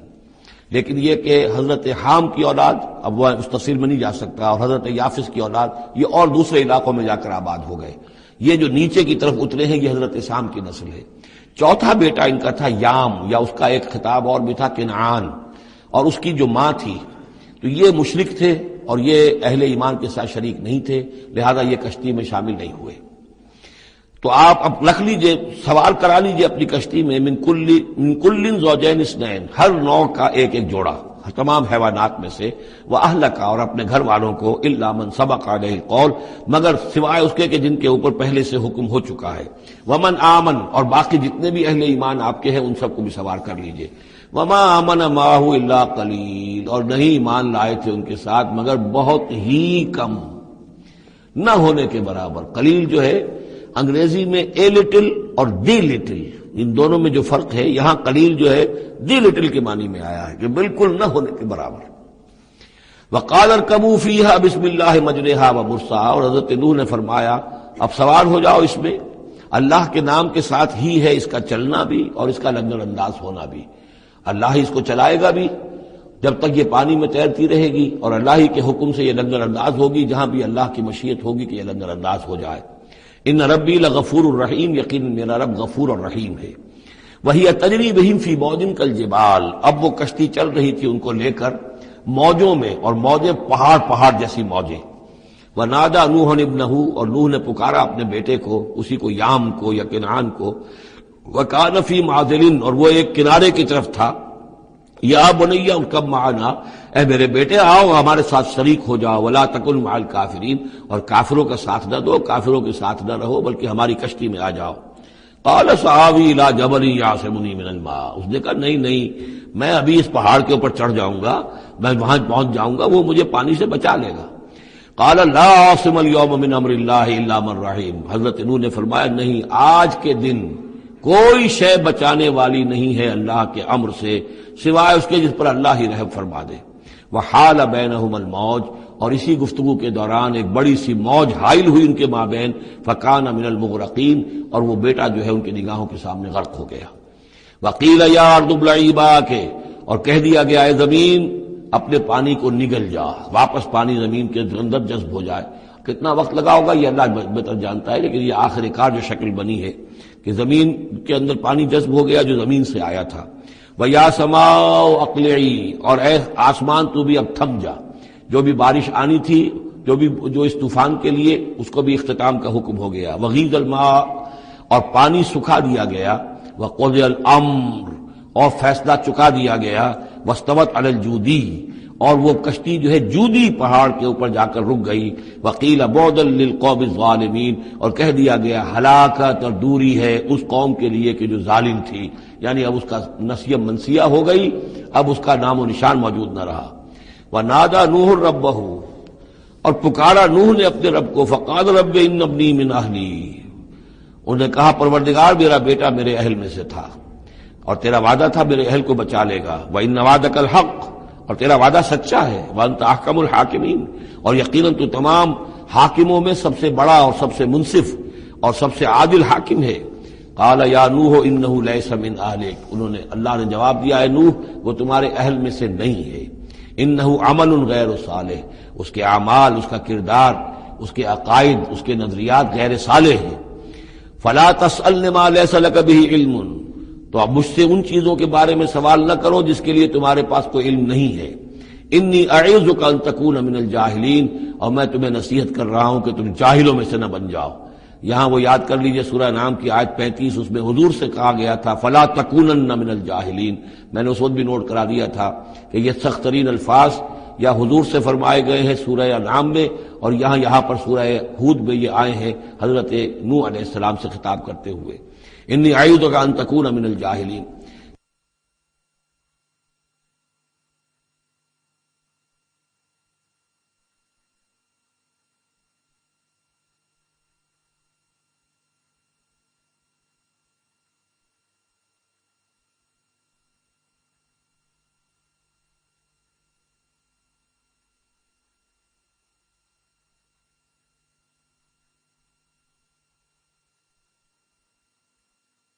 سنت اس کو تسلیم نہیں کرتے، اس کی وجہ یہ ہے کہ جو قاعدہ دیا گیا ہے سورہ نور میں وہ یہ ہے کہ اللہ تعالیٰ صالح لوگوں کے لیے بیویاں بھی دیکھ دیتا ہے، اور جو خبیثات للخبیثین والخبیثون للخبیثات والطیبات للطیبین والطیبین للطیبات، تو یہ چیزیں جو ہے اس کے چونکہ خلاف جاتا ہے، اس لیے یہ کہ صرف مشرک ہونے کی حد تک کہ یہ مشرک تھے باپ ماں بیٹا، اس لیے جو کٹے رہے، تو اسی پر اہل سنت کا اجماع ہے۔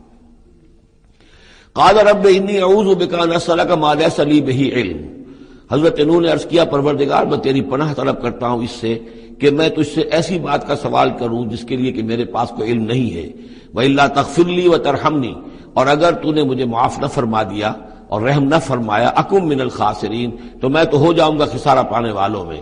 قیل یا نوح اہبط بسلام منا وبرکات علیک، ہم نے کہا نوح اب اترو، اس کشتی سے اترو، بسلام منا، ہماری طرف سے سلامتی کے ساتھ، و برکات، اور برکتوں کے ساتھ، علیکا، جو تم پر بھی ہوں گی، وعلی امم ممن معک، اور ان امتوں پر بھی ہماری یہ برکات ہوں گی کہ جو ان لوگوں کے ساتھ جو ان کی نسل سے وجود میں آئیں گی جو تمہارے ساتھ ہیں۔ تو گویا کہ نسل انسانی بعد میں عام خیال یہی ہے کہ حضرت نوح علیہ السلام کے 3 بیٹوں ہی سے چلی ہے، باقی اگر کچھ لوگ تھے بھی ان کے ساتھ تو وہ ایسے تھے کہ جن کی کوئی نسل آگے نہیں چلی ہے، بلکہ یہ دنیا کی جو نسلیں اس وقت دنیا میں ہیں نوع انسانی، وہ یہ حضرت یافس، حضرت حام اور حضرت سام کی نسل ہی سے ہیں۔ یہ خیال ہے، واللہ عالم، یقین کے ساتھ نہیں کہا جا سکتا، ویسے میرا اپنا رجحان بھی اسی طرف ہے۔ حضرت یافس کی اولاد جو ہے وہ یہ جو پہاڑی علاقہ ہے، جیسا کہ ابھی آپ نے نقشے میں دیکھا تھا، اس سے اوپر جو ہے یہ سینٹرل ایشیا کے پہاڑ ہیں، اس پہاڑ کو کراس کیا انہوں نے، اور وہ جو پھر میدانی علاقہ ہے روس کا، اور اس کی طرف سے ہوتے ہوتے وہ سیرائے گوبی سے ہوتے ہوئے چین کا، تو حضرت یافس کی اولاد ادھر پھیل گئی ہے، یورپ سے لے کر اور چائنا تک، یہ سب یافس کی نسل ہے۔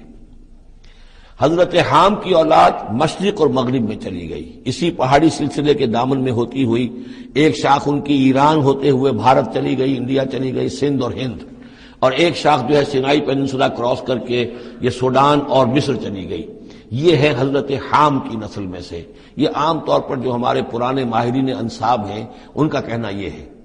انہی میں سے معلوم ہوتا ہے کہ جو یہ یورپین ہیں، جو کہ انڈو ایرانین جو کہلاتے ہیں ایرینز، تو یہ ایرینز جو ہے یہ سب حضرت حام کی اولاد میں سے معلوم ہوتے ہیں۔ ان میں سے گریکس بھی ہیں، اور ان میں رومنز بھی ہیں، اور ان میں جرمنز بھی ہیں۔ باقی جو ہے نسلیں جو ہیں یہ اینگلو سیکسنز، یہ ہیں حضرت یافسی کے نسل سے، جو اوپر سے جا کر اور یہ اسکینڈینیوین کنٹریز سے ہو کر پھر نیچے اترے ہیں یورپ کی طرف۔ تو یہ جو ناردرنرز کہلاتے ہیں، دی نارڈک ریسز، شمالی اقوام جو ہے اینگلو سیکسنز ان میں سے ہیں، لیکن جو مشرقی یورپ کی یہ اقوام ہیں یہ اصل میں یہ بھی آریائی نسل جو ہے حضرت حام کی نسل میں سے، واللہ عالم۔ تو یہاں وہ الفاظ آ گئے تھے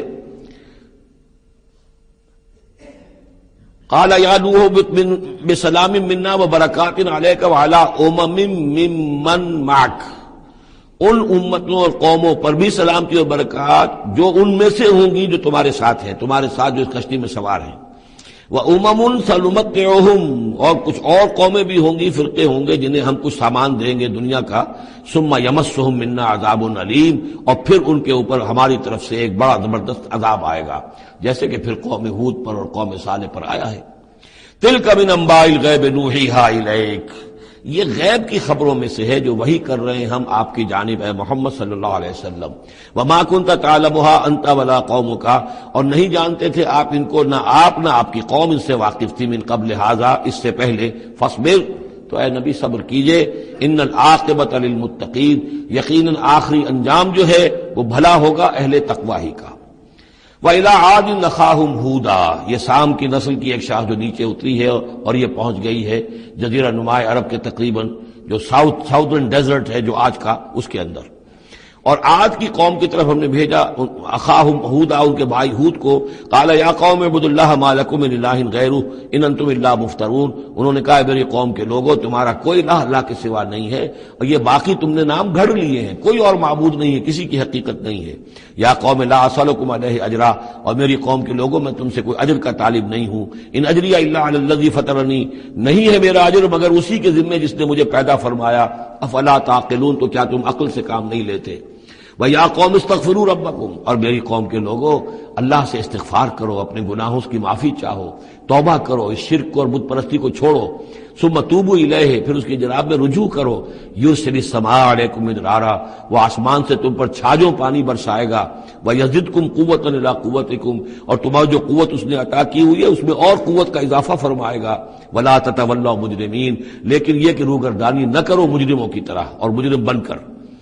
قالوا یا ہود ما جئتنا ببینہ، انہوں نے کہا کہ اے ہود دیکھو تم کوئی ہمارے پاس سند لے کر نہیں آئے، کوئی معجزہ لے کر نہیں آئے، وما نحن بتارکی آلہتنا عن قولک، اور ہم نہیں ہیں اپنے معبودوں کو چھوڑنے والے صرف تمہارے کہنے سے، وما نحن لک بمؤمنین، اور ہم نہیں ہیں تمہاری بات ماننے والے، ان نقول الا اعتراک بعض آلہتنا بسوء، ہم تو یہی کہتے ہیں، اس کے سوا اور کچھ نہیں ہمارا خیال، کہ ہمارے بعض معبودوں کی جو تم نے کوئی گستاخی کی ہے، ان کی نفی کی ہے، تو ان کی طرف سے تمہیں کوئی تکلیف پہنچ گئی ہے، یعنی تمہارا دماغی توازن ٹھیک نہیں رہا ہے، کوئی آسیب تمہیں ہو گیا ہے، تم پر پھٹکار پڑی ہے ہمارے بعض معبودوں کی۔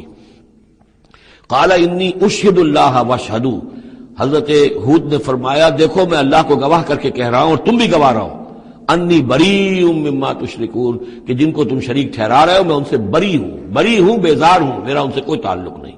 وہی بات جو حضرت ابراہیم نے فرمائی تھی کہ مجھے ان کا کوئی خوف نہیں، من دونہ ہی، اس کے سوا تم جو شرک کر رہے ہو، فکیدونی جمیعا، تو تم سب کے سب مل کر میرے خلاف جو چاہو کارروائی کر لو، کیدونی، جو چالیں چلنی چاہے چل لو، ثم لا تنظرون، مجھے کوئی مہلت نہ دو، انی توکلت علی اللہ ربی و ربکم، میں نے تو توکل کیا ہے اپنے رب پر، اللہ پر جو میرا بھی رب ہے اور تمہارا بھی رب ہے، ما من دابۃ الا هو آخذ بناصیتها، نہیں ہے کوئی بھی جاندار مگر یہ کہ اس کی پیشانی جو ہے اللہ ہی کے ہاتھ میں ہے۔ وہ دعا جو میں نے آپ کو سنائی تھی اس میں حضور کے الفاظ بھی یہ ہیں، وَنَاصِيَتِي بِيَدِكَ، اللہم انی عبدک وابن عبدک وابن امتک فی قبضتک ناصیتی بیدک ماض فی حکمک عدل فی قضاؤک۔ ہوا آخذ بناصیتها، ہر جاندار کی پیشانی اللہ کے ہاتھ میں، یعنی اس کی قسمت، اس کی تقدیر، اسے کیا ملنا ہے، اس کے ساتھ کیا ہونا، یہ سب اللہ کے ہاتھ میں ہے۔ ان ربی علی صراط مستقیم، یقیناً میرا رب تو سیدھی راہ پر ملے گا، سیدھی توحید کی راہ پر جاؤ گے تو رب کے قریب پہنچو گے۔ میرا رب جو ہے وہ عدل و انصاف کے راستے سے اور صراط مستقیم ہی سے اس تک رسائی حاصل ہو سکتی ہے۔ فَإِن تَوَلَّوْا فَقَدْ أَبْلَغْتُكُم مَّا أُرْسِلْتُ بِهِ إِلَيْكُمْ، پھر اگر تم پیٹھ موڑ لو، منہ پھیرو، انکار کرو، تو میں نے پہنچا دیا ہے تمہیں وہ پیغام جو مجھے دے کر بھیجا گیا تھا، مَا أُرْسِلْتُ بِهِ إِلَيْكُمْ۔ وَيَسْتَخْلِفُ رَبِّي قَوْمًا غَيْرَكُمْ، پھر میرا رب جو ہے تمہیں تباہ کرے گا، ختم کرے گا اور تمہاری جگہ کسی اور قوم کو لے آئے گا۔ وَلَا تَضُرُّونَهُ شَيْئًا، اور تم اس کا کچھ بگاڑ نہیں سکو گے۔ إِنَّ رَبِّي عَلَىٰ كُلِّ شَيْءٍ حَفِيظٌ، یقیناً میرا رب جو ہے ہر چیز کا نگہبان ہے۔ وَلَمَّا جَاءَ أَمْرُنَا، جب ہمارا حکم آ گیا، عذاب کا فیصلہ، نجینا ہودا والذین آمنوا معہ، ہم نے نجات دے دی، بچا لیا ہود کو اور ان کو جو اس کے ساتھ ایمان لائے تھے، برحمت منا، اپنی رحمت سے، ونجیناہم من عذاب غلیظ، اور ہم نے انہیں بچا لیا ایک بہت ہی گاڑھے اور بھاری عذاب سے۔ وَتِلْكَ عَادٌ جَحَدُوا بِآيَاتِ رَبِّهِمْ، یہ تھے عاد، یہ تھی قوم، بڑی زبردست قوم، انہوں نے انکار کیا اپنے رب کی آیات کا، وَعَصَوْا رُسُلَهُ، اور انہوں نے نافرمانی کی اپنے رسولوں کی۔ یہ رسولوں سے مراد کیا ہے؟ اصل میں انبیاء تو آتے رہتے ہیں، آخر میں پھر رسول آتا ہے، چھوٹے چھوٹے، جس طریقے سے کہ اللہ تعالیٰ کی طرف سے سمجھانے کے لیے ان کے معلمین کی حیثیت سے، تو وہاں پہ ان کو بھی رسول کہہ دیا گیا۔ جیسا کہ میں نے کہا تھا قرآن مجید میں یہ الفاظ ایک دوسرے کی جگہ آ جاتے ہیں۔ وَاتَّبَعُوا أَمْرَ كُلِّ جَبَّارٍ عَنِيدٍ، انہوں نے رسولوں کی تو نافرمانی کی اور پیروی کی ان کے حکم کی جو سرکش تھے اور مخالف تھے۔ وَأُتْبِعُوا فِي هَذِهِ الدُّنْيَا لَعْنَةً، اور ان کے پیچھے لگا دی گئی اس دنیا میں بھی لعنت، وَيَوْمَ الْقِيَامَةِ، اور قیامت کے دن کے لیے بھی۔ أَلَا إِنَّ عَادًا كَفَرُوا رَبَّهُمْ، آگاہ ہو جاؤ قوم عاد نے اپنے رب کا کفر کیا تھا۔ أَلَا بُعْدًا لِعَادٍ قوم ہود، سن لو پھٹکار ہے عاد پر جو قوم ہود تھی، جس کی طرف حضرت ہود علیہ السلام کو بھیجا گیا۔ وَإِلَىٰ ثَمُودَ أَخَاهُمْ صَالِحًا، اب ان میں سے جو لوگ بچے تھے وہ پھر آگے وسطی علاقے کی طرف گئے ہیں اور وہاں ہجر کے علاقے میں جا کے آباد ہوئے، وہاں سمود نام کی ایک بڑی قوم ابھری، اور ان کے اندر بھی جب پھر وہی خرابیاں آ گئیں، وہی شیطان نے ان کو پٹی پڑھائی، وہی بت پرستی شروع ہو گئی، وہی ان کے معبود ہو گئے، تراش لیے انہوں نے۔ تو الی ثمود اخاہم صالحا، سمود کی طرف ہم نے بھیجا ان کے بھائی صالح کو۔ قال یا قوم اعبدوا اللہ ما لکم من الہ غیرہ، انہوں نے فرمایا کہ اے میری قوم کے لوگوں، اللہ کی بندگی کرو، تمہارا کوئی معبود اس کے سوا نہیں ہے۔ هو انشاکم من الارض، اس نے تمہیں زمین سے اٹھایا ہے، ابھارا ہے، بنایا ہے زمین سے، واستعمرکم فیہا، اور اس میں تم کو آباد کیا ہے، فاستغفروہ، تو اس سے استغفار کرو، اس سے اپنے گناہ بخشواؤ، ثم توبوا الیہ، اور پھر اس کی جانب میں رجوع کرو۔ ان ربی قریب مجیب، یقین میرا رب قریب ہے اور دعا کا قبول کرنے والا ہے۔ قالوا یا صالح قد كنت فینا مرجوا، انہوں نے کہا صالح تم سے تو ہماری بڑی امیدیں وابستہ تھی۔ ظاہر بات ہے کہ ایک شخص جو ہے جس کو اللہ چنتا تھا، اپنے اخلاق میں، سمجھ میں، فہم میں، فطانت میں وہ ممتاز ہوتے تھے، تو ہم سمجھتے تھے تم آباء و اجداد کا نام روشن کرو گے۔ یہ تم نے کیا کیا؟ تم نے تو کہنا شروع کر دیا کہ آباء و اجداد کے جو طریقے ہیں یہ غلط ہیں، ان کا دین غلط ہے، ان کے عقیدے غلط ہیں، ان کے یہ معبود جن کو ہمارے آباء و اجداد پوجتے آئے ان کی کوئی حقیقت نہیں۔ ہم توقع کرتے تھے کہ تم قوم کا نام روشن کرو گے، تم آباء و اجداد کے لیے عزت کا، ان کے لیے مزید جو ہے دنیا کے اندر ان کے ناموری کا سبب ذریعہ بنو گے۔ قالوا یا صالح قد كنت فینا مرجوا، تم سے تو ہمیں بہت سی امیدیں تھی، قبل ھذا، اس سے پہلے، اتنہانا نعبد ما یعبد آباؤنا، یہ کیا ہوا تم ہمیں روک رہے ہو ان چیزوں کو پوجنے سے کہ جن کو ہمارے آباء و اجداد پوجتے تھے۔ وَإِنَّنَا لَفِي شَكٍّ مِّمَّا تَدْعُونَا إِلَيْهِ مُرِيبٍ، اور یقیناً جس چیز کی طرف تم ہمیں بلا رہے ہو اس کے بارے میں ہمیں شکوک و شبہات ہیں، ہمارا دل اس پر ٹھکتا نہیں ہے۔ قال یا قوم ارأیتم ان کنت علی بینۃ من ربی، وہی بات انہوں نے کہی، اے میری قوم کے لوگوں سوچو، اگر میں پہلے سے بھی اپنے رب کی طرف سے بینہ پر تھا، میری فطرت سلیم تھی، تم دیکھتے تھے کہ میں تمہارے درمیان ایک اچھا آدمی تھا، صاف ستھرا کردار رکھنے والا انسان تھا، میری فطرت صالح تھی، وآتانی منہ رحمۃ، اور اللہ نے پھر مجھے اپنے پاس سے رحمت عطا کر دی، اب وہی آ گئی، نبوت عطا کر دی گئی، فمن ینصرنی من اللہ ان عصیتہ، تو اب اگر میں اللہ کی نافرمانی کروں تو مجھے کون بچائے گا اللہ سے، کون اس کی پکڑ سے مجھے بچا سکے گا؟ فما تزیدوننی غیر تقصیر، تو تم تو اضافہ نہیں کرو گے میرے لیے مگر خسارے کے اندر۔ تم چاہتے ہو کہ میں اپنی اس چیز کو چھوڑ کر اور آباء و اجداد کا نام لوں اور ان کے معبودوں کو پوجنا شروع کر دوں، تو تم تو میری تباہی کے در پہ ہو۔ وَيَا قَوْمِ هَٰذِهِ نَاقَةُ اللَّهِ لَكُمْ آیَةٌ، اور دیکھو میری قوم کے لوگوں، یہ اللہ کی اونٹنی ہے، تمہارے لیے ایک نشانی ہے۔ فَذَرُوهَا تَأْكُلْ فِي أَرْضِ اللَّهِ، اسے چھوڑے رکھو، یہ چرتی رہے اللہ کی زمین میں، جہاں چاہے، جہاں سے چاہے کھائے۔ وَلَا تَمَسُّوهَا بِسُوءٍ، اور دیکھنا کسی برے ارادے سے اس کو ہاتھ نہ لگانا۔ فَيَأْخُذَكُمْ عَذَابٌ قَرِيبٌ، تو پھر تمہیں آ پکڑے گا وہ عذاب کہ جو اب دور نہیں ہے، قریب ہی ہے۔ فَعَقَرُوهَا، تو انہوں نے اس کی کونچیں کاٹ ڈالی، اس کو ہلاک کر دیا۔ فَقَالَ تَمَتَّعُوا فِي دَارِكُمْ ثَلَاثَةَ أَيَّامٍ، حضرت صالح نے فرمایا کہ اچھا ٹھیک ہے، اب تم اپنے گھروں کے اندر جو بھی کھانا پینا ہے، رچنا بسنا ہے، تین دن تک رہ لو اور بس لو۔ ذَلِكَ وَعْدٌ غَيْرُ مَكْذُوبٍ، یہ وہ وعدہ ہے کہ جو جھوٹا ثابت نہیں ہوگا۔ فَلَمَّا جَاءَ أَمْرُنَا، تو جب ہمارا وہ فیصلہ آ گیا، ہماری بات آ گئی، ہمارا حکم پہنچ گیا، نجینا صالحا والذین آمنوا معہ، ہم نے نجات دی صالح کو بھی اور ان لوگوں کو جو ان کے ساتھ ایمان لائے تھے، برحمت منا، اپنی خاص رحمت سے، ومن خزی یومئذ، اور اس دن کی رسوائی سے اللہ ہم نے انہیں بچا لیا، ان ربک هو القوی العزیز، یقیناً آپ کا پروردگار زور والا ہے، زبردست ہے۔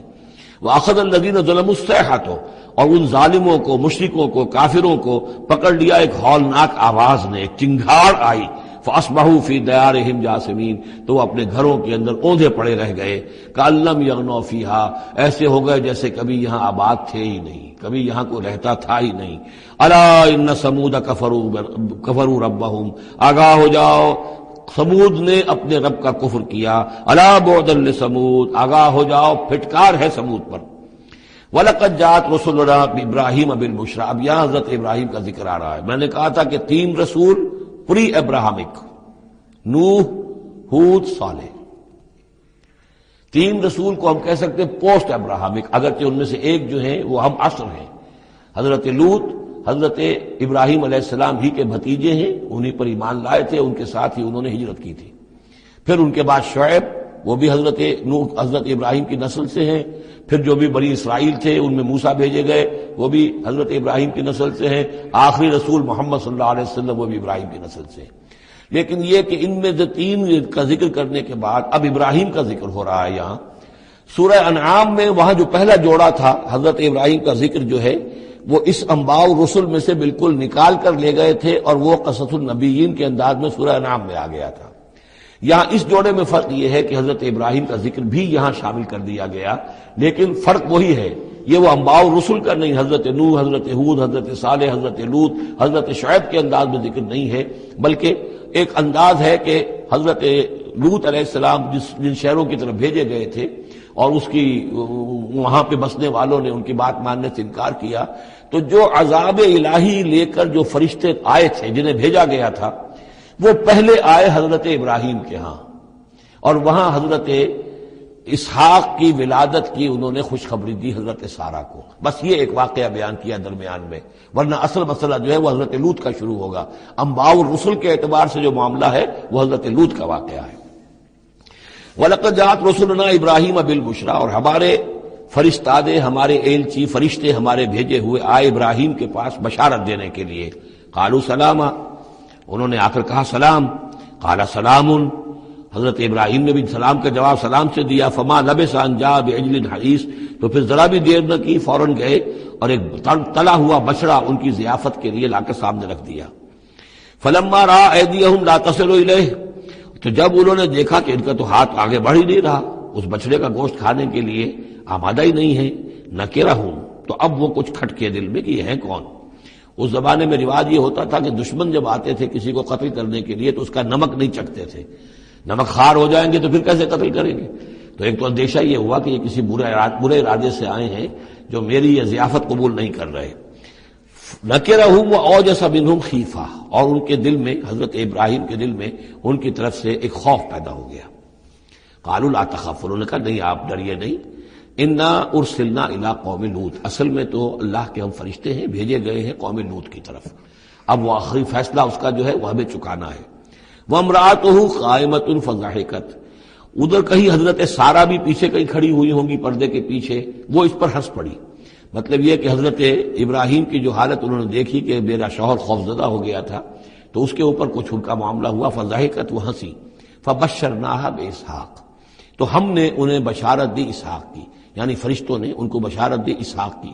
حضرت اسماعیل کی ولادت ہو چکی ہے، لیکن حضرت اسماعیل کو تو حضرت ابراہیم جا کر چھوڑ آئے ہیں اور وہ تو مکے میں آباد ہیں۔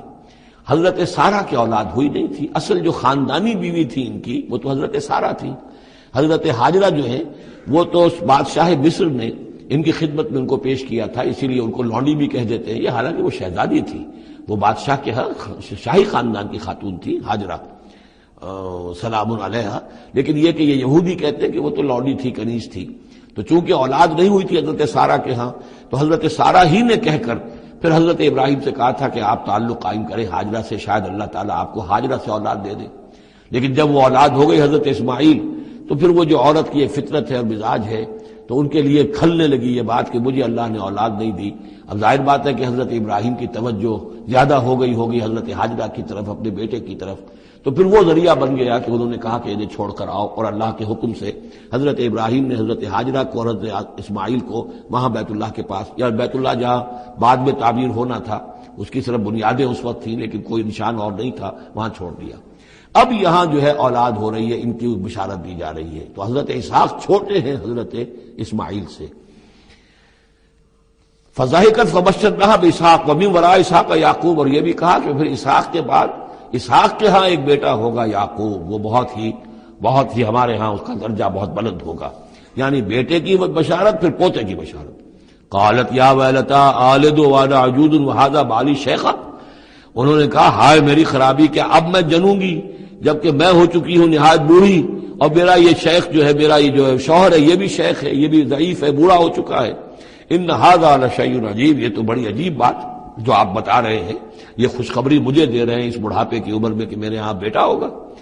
قالوا اتعجبین من امر اللہ، ان فرشتوں نے کہا کہ کیا آپ تعجب کرتی ہیں اللہ کے معاملے میں؟ اللہ کا فیصلہ ہے، اللہ جیسے چاہے پیدا کرے، ہم اللہ کی طرف سے خوشخبری دے رہے ہیں، اپنی طرف سے نہیں دے رہے۔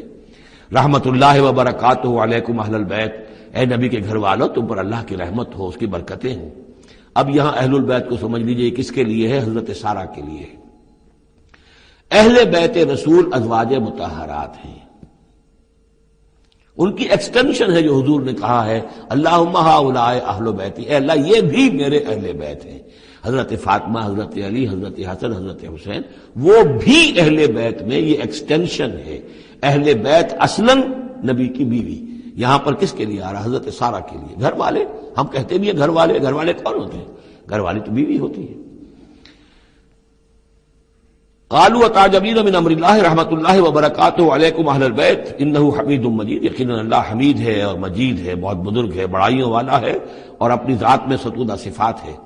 فلما ذهب عن ابراہیم الروع، جب ابراہیم کا خوف جاتا رہا، وجاءت البشرا، اور یہ بشارت پہنچ گئی، ان کے لیے خوشی کی بات تھی کہ اب سارہ کے ہاں بھی اللہ تعالیٰ بیٹا عطا کرے گا۔ یجادلنا فی قوم لوط، اب اس نے جھگڑنا شروع کر دیا ہم سے قوم لوط کے بارے میں۔ یہ مجادلہ جو ہے یہ تورات میں بڑی تفصیل سے آیا ہے کہ دیکھو تم جو جا رہے ہو، اگر اس شہر کے اندر، ان بستیوں کے اندر 50 آدمی بھی راست باز ہوں گے تو کیا کرو گے؟ کیا پھر بھی ہلاک کر دو گے؟ فرشتوں نے کہا نہیں، تو 50 آدمی وہاں ہوئے اگر راست باز ہوئے تو ہم ہلاک نہیں کریں گے۔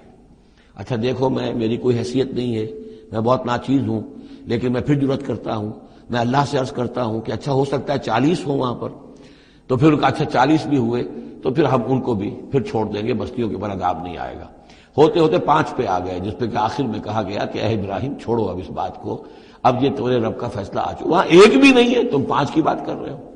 وہاں تو سوائے حضرت لوط علیہ السلام کے خود اور ان کی 2 بیٹیوں کے اور کوئی بھی نہیں تھا کہ جو ان شہروں میں سے بچا ہو۔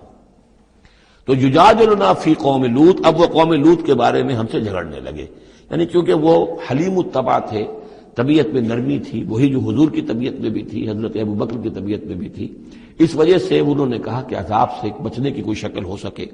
ان ابراہیم لحلیم اواہ منیب، 3 الفاظ جمع کر دیے گئے۔ یقیناً ابراہیم بہت ہی حلیم بھی تھا، بہت ہی نرم دل تھا، اور بہت ہی اللہ کی جناب میں رجوع کرنے والا تھا۔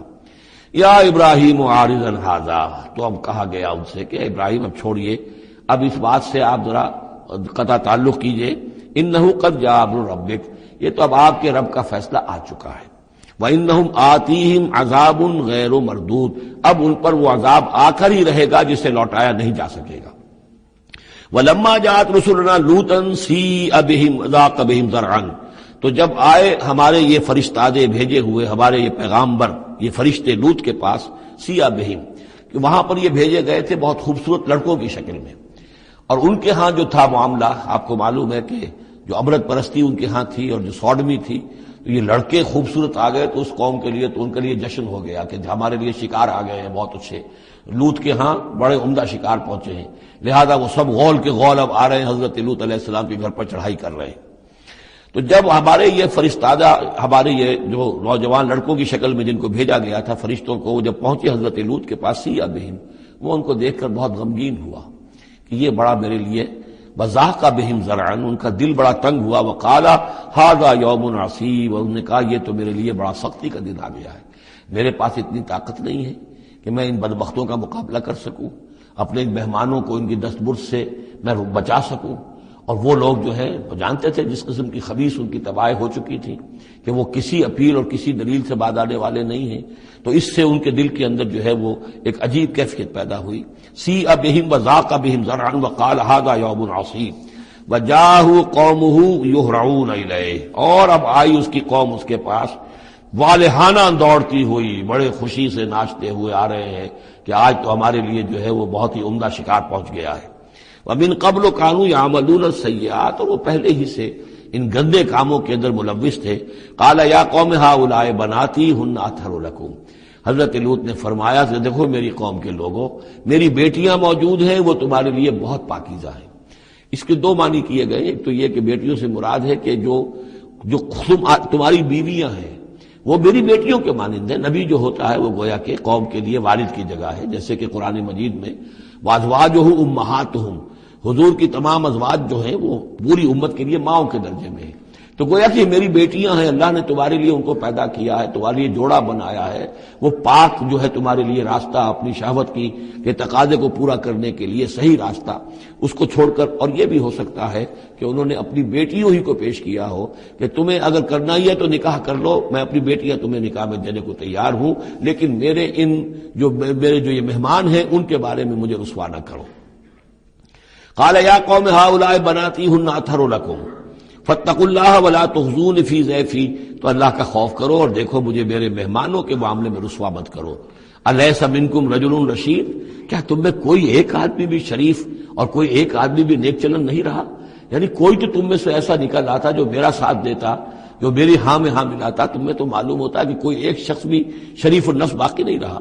قالوا لقد علمت ما لنا فی بناتک من حق، انہوں نے کہا کہ اے لوط تمہیں خوب معلوم ہے تمہاری بیٹیوں پر ہمارا کوئی حق نہیں ہے۔ اس سے معلوم ہوتا ہے وہ دوسری ہی بات ہی زیادہ راجح ہے۔ وَإِنَّكَ لَتَعْلَمُ مَا نُرِيدُ، اور تم خوب جانتے جو ہم چاہتے ہیں، یعنی باتیں مت بناؤ، ہماری توجہ جو ہے ادھر ادھر لے جانے کی کوشش نہ کرو، تم جانتے ہو ہم جو چاہتے ہیں، جس کے لیے ہم حاضر ہوئے ہیں، جس کے لیے ہم پہنچے ہیں۔ قَالَ لَوْ أَنَّ لِي بِكُمْ قُوَّةً، انہوں نے کہا کاش کہ میرے پاس تمہارے مقابلے کے لیے کوئی طاقت ہوتی، او آوی الی رکن شدید، یا میں کوئی قلعہ ایسا ہوتا جس میں مضبوط میں جا کر پناہ لے لیتا اور تم سے اپنے آپ کو اور اپنے مہمانوں کو بچا لیتا۔ یہاں ہے اصل میں حضور صلی اللہ علیہ وسلم کی ایک حدیث میں الفاظ آئے ہیں، یرحم اللہ لوطا لقد کان یاوی الی رکن شدید، اللہ تعالیٰ رحم فرمائے لوط پر، وہ ایک مضبوط قلعے میں تھے، اللہ تعالیٰ کی حفاظت تو انہیں حاصل تھی، لیکن یہ کہ اس وقت جو صورت بن گئی تھی ان کے لیے، جیسے جب جادوگروں نے جو اپنے انچر پھینکے تھے اور وہ بھی بن گئے تھے فرعون کے دربار میں، وہ بھی شکل اختیار کر لی تھی انہوں نے سانپوں کی، تو حضرت موسیٰ پر بھی وقتی طور پر خوف طاری ہو گیا تھا۔ تو بربنائے طب بشری خوف کا ہو جانا یہ کوئی نبوت کی عصمت کے منافی نہیں ہے۔ تو یہاں پر بھی اللہ تعالیٰ کی حفاظت تھی، اور جیسا کہ آیا فرشتوں نے پھر ذرا سا ایک ہاتھ ہلایا اور سب کے سب اندھے ہو گئے، وہ اس طرح کا معاملہ تفاصیل تورات میں ہے۔ قال لو ان لی بکم، لیکن جو حسرت کی کیفیت تھی اور جس طرح ضیق میں ان کی جان اس وقت آئی تھی، اس کا تصور کیجئے، کاش کہ میرے پاس تمہارے مقابلے کے لیے طاقت ہوتی، او آوی الی رکن شدید، یا کوئی ایسا ہوتا مضبوط مستحکم قلعہ جس میں جا کر میں پناہ لے لیتا۔ قالوا یا لوط انا رسول ربک، ان فرشتوں نے کہا اے لوط گھبرائیں نہیں، ہم آپ کے رب کے پیغامبر ہیں، بھیجے ہوئے ہیں، لن یصلوا الیک، یہ آپ تک پہنچ نہیں پائیں گے، آپ کو کوئی گردن نہیں پہنچا سکیں گے، آپ بالکل اطمینان رکھیں۔ فَأَسْرِ بِأَهْلِكَ بِقِطْعٍ مِنَ اللَّيْلِ، اور بھی رات کا ایک حصہ جو باقی ہے اس میں آپ اپنے اہل کو لے کر، اپنے گھر والوں کو لے کر نکل جائیے اس بستی سے۔ وَلَا يَلْتَفِتْ مِنْكُمْ أَحَدٌ، اور کوئی بھی آپ میں سے پیچھے نہ دیکھے، پیچھے توجہ نہ کرے، پیچھے کی طرف کوئی خیال نہ آئے کہ ہمارے دوست تھے اور ہمارے یہ تھے اور ہمارے عزیز تھے، إِلَّا امْرَأَتَكَ، اور آپ کی بیوی بھی ساتھ نہیں جائے گی، وہ بھی یہیں رہے گی۔ یہ دو بیویاں ہیں جلیل القدر پیغمبروں کی، جن کا ذکر پھر آئے گا بڑی وضاحت کے ساتھ سورہ تحریم میں، ایک حضرت نوح علیہ السلام کی بیوی اور ایک حضرت لوط کی بیوی، کہ یہ اگرچہ کہ کانتا تحت عبدین من عبادنا صالحین فخانتاہما فلم یغنیا عنہما من اللہ شیئا، اگرچہ وہ ہمارے دو بہت ہی نیک اور بہت ہی برگزیدہ بندوں کے تحت تھیں، ان کے گھروں میں آباد تھیں، لیکن یہ کہ انہوں نے خیانت کی، اور اس کے نتیجے میں یہ ہے کہ پھر وہ اللہ تعالیٰ کے عذاب سے ان کے شوہر انہیں بچا نہیں سکے۔ نہ حضرت نوح بچا سکے اپنی اس بیوی کو، اور نہ حضرت لوط بچا سکے اپنی اس بیوی کو۔ الا امرأتک، سوائے آپ کی بیوی کے، انہ مصیبھا ما اصابہم، اس کے اوپر تو وہی مصیبت آ کر رہنی ہے جو ان سب پر آنی ہے۔ ان موعدہم الصبح، اور دیکھیے ان کے وعدے کا وقت صبح کا ہے، صبح کو وہ عذاب آ جائے گا۔ الیس الصبح بقریب، کیا صبح قریب نہیں ہے؟ یعنی اب جلدی کیجئے، اب آپ فوری طور پر یہاں سے اپنی بچیوں کو لے کر نکل جائیے۔ فلما جاء امرنا جعلنا عالیہا سافلہا، جب ہمارا حکم آ پہنچا ہم نے اس کے اونچے کو نیچا کر دیا، یعنی کسی بستی کو تلپٹ کیا جائے تو چھت نیچے ہو جائے گی اور جو بنیادیں اوپر آ جائیں گی۔ عالیہا سافلہا، الٹ کر رکھ دیا بستیوں کو۔ وامطرنا علیہا حجارۃ من سجیل، اور مزید ان کے اوپر ہم نے بارش برسائی کنکروں کی، پتھروں کی، یعنی یہ کہ ایک طرف تو یہ کہ کچھ زلزلہ آیا یا کچھ اور زمین میں دھماکہ ہوا، ایکسپلوژن ہوا جس سے وہ بستیاں الٹ گئیں، اور اس کے بعد یہ ہے کہ آسمان سے پھر بارش ہوئی ہے ان پر سجیل۔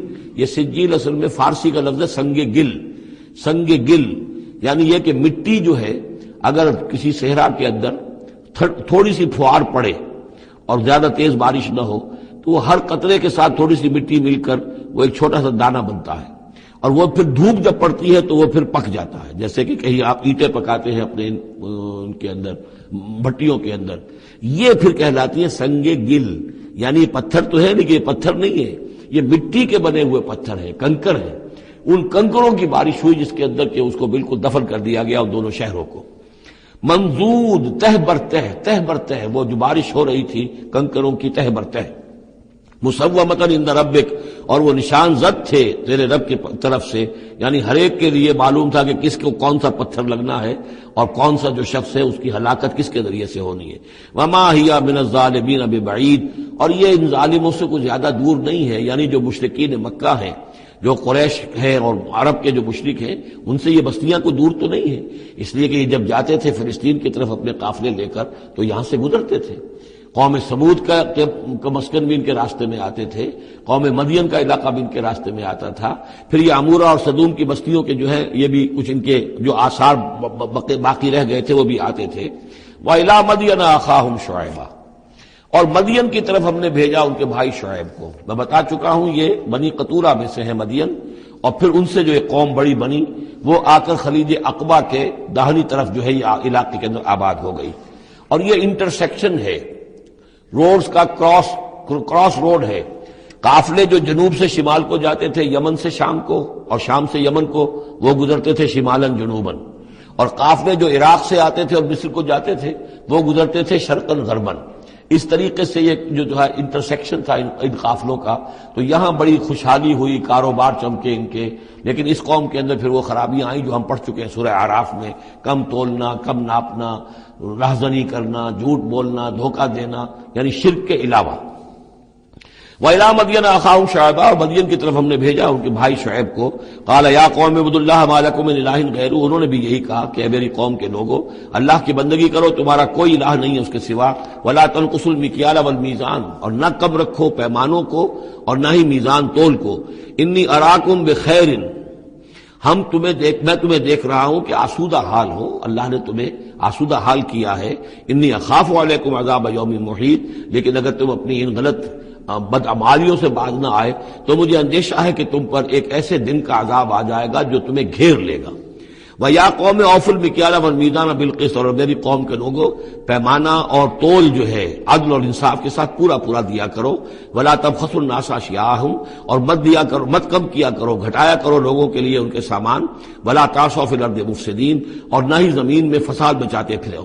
بقیت اللہ خیر لکم، جو بھی اللہ کی طرف سے بچت ہو جائے، صحیح صحیح تولو، صحیح صحیح ناپو، پھر جو بچ جائے تو گویا کہ وہ اللہ تعالیٰ کی طرف سے تمہیں ایک نفع ہے جو اللہ نے دیا ہے، تو جو بھی صحیح تجارت کرتے ہوئے بچت ہو جائے، نفع ہو جائے، وہ بقیت اللہ ہے۔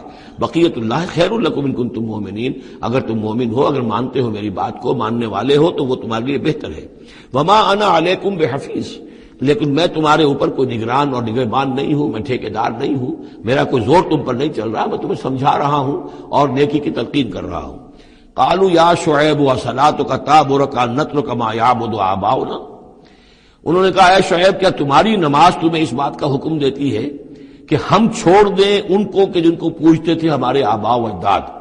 اگرچہ حضرت شعیب کی گفتگو میں تذکرہ نہیں ہے، لیکن یہ کہ وہ کامن مرض جو ہے، مشترک مرض، بیماری، وہ تو موجود تھا، یعنی وہ شرک۔ او ان نفعل فی اموالنا ما نشاء، یا یہ تمہاری نماز جو ہے تمہیں روکتی ہے، حکم دیتی ہے اس بات کا کہ ہم اپنے مال میں جو چاہیں نہ کر سکیں۔ ہمارا مال ہے، یہ جو آج بھی دنیا میں تصور ہے، سیکریڈ رائٹ آف اونرشپ، میرا مال ہے میں جو چاہوں کروں، اسی سے پھر وہ ساری خرابیاں پیدا ہوتی ہیں۔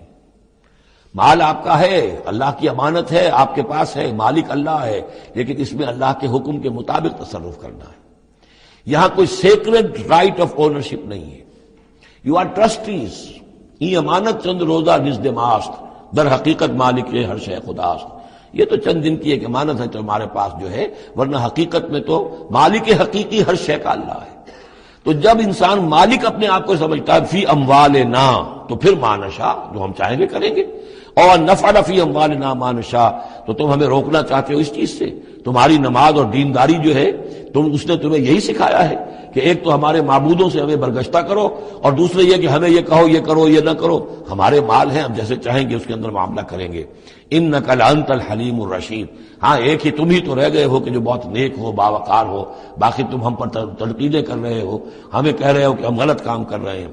قال یا قوم ارأیتم ان کنت علی بینۃ من ربی، انہوں نے وہی بات فرمائی میری قوم کے لوگوں، سوچو اگر میں پہلے سے بھی اپنے رب کی طرف سے بینہ پر تھا، میری فطرت صحیح تھی، میرا کردار صحیح تھا، میں تمہارے ہاں ایک نیک انسان کی حیثیت سے معروف تھا، جیسے حضور الصادق الامین کی حیثیت سے متعارف تھے، وَرَزَقَنِي مِنْهُ رِزْقًا حَسَنًا، اور اللہ تعالیٰ نے اور اپنے پاس سے مجھے اچھا رزق دیا ہے، وحی آئی ہے، نبوت مجھے مل گئی ہے، وَمَا أُرِيدُ أَنْ أُخَالِفَكُمْ إِلَىٰ مَا أَنْهَاكُمْ عَنْهُ، اور میں یہ ہرگز نہیں چاہتا کہ جس چیز سے تمہیں میں روک رہا ہوں، تمہیں اس سے روک کر میں خود وہی کام کرنے لگوں۔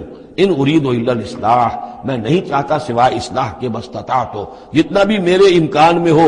وما توفیقی الا باللہ، اور میری توفیق تو ہے تو اللہ ہی کی طرف سے ہے، جو بھی میرے اندر ہمت ہے، جو بھی استقامت ہے، اور جو بھی مجھ سے کام بن رہا ہے وہ اللہ کی طرف سے ہے۔ علیہ توکلت، تو میں نے اسی پر توکل کیا ہے، وإلیہ انیب، اور اسی کی طرف میرا رجوع کرنا ہے۔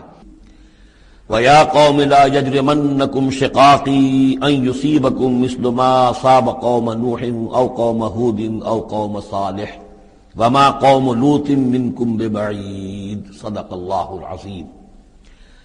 رب اشرح لي صدري ويسر لي أمري واحلل عقدة من لساني يفقهوا قولي۔ اللهم ربنا ألهمنا رشدنا وأعذنا من شرور أنفسنا، اللهم أرنا الحق حقا وارزقنا اتباعه وأرنا الباطل باطلا وارزقنا اجتنابه۔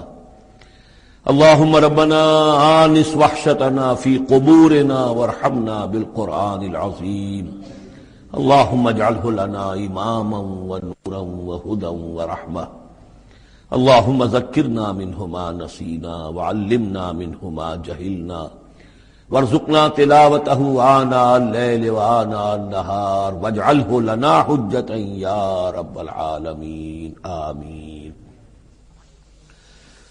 رمضان مبارک کا پہلا عشرہ مکمل ہو جانا آپ سب حضرات کو مبارک ہو۔ آج کے شب سے دوسرا عشرہ شروع ہو رہا ہے۔ پہلے عشرے کو حضور نے عشرہ رحمت قرار دیا ہے، اور یہ عشرہ مغفرت ہے۔ سورہ ہود کے 8ویں رکوع میں جو مضمون چل رہا تھا، حضرت شعیب علیہ السلام اور ان کی قوم کے مابین جو رد و قدح کی تفصیل بیان ہو رہی تھی، اس میں ایک اہم نقطہ آیا ہے، وَيَا قَوْمِ لَا يَجْرِمَنَّكُمْ شِقَاقِي، اور دیکھو اے میری قوم کے لوگوں، تمہیں میری دشمنی، میرا ذاتی بغض اس بات پر آمادہ نہ کر دے کہ تمہارا وہ انجام ہو جائے ان یصیبکم مثل ما اصاب قوم نوح، کہ تم پر بھی وہی عذاب آئے اللہ کا جیسا کہ آیا تھا قوم نوح پر، او قوم ہود، او قوم ہود، یا جو آیا تھا قوم ہود پر، او قوم صالح، یا جو آیا تھا قوم صالح پر، لوط منکم ببعید، اور قوم لوط تو تم سے زیادہ دور بھی نہیں۔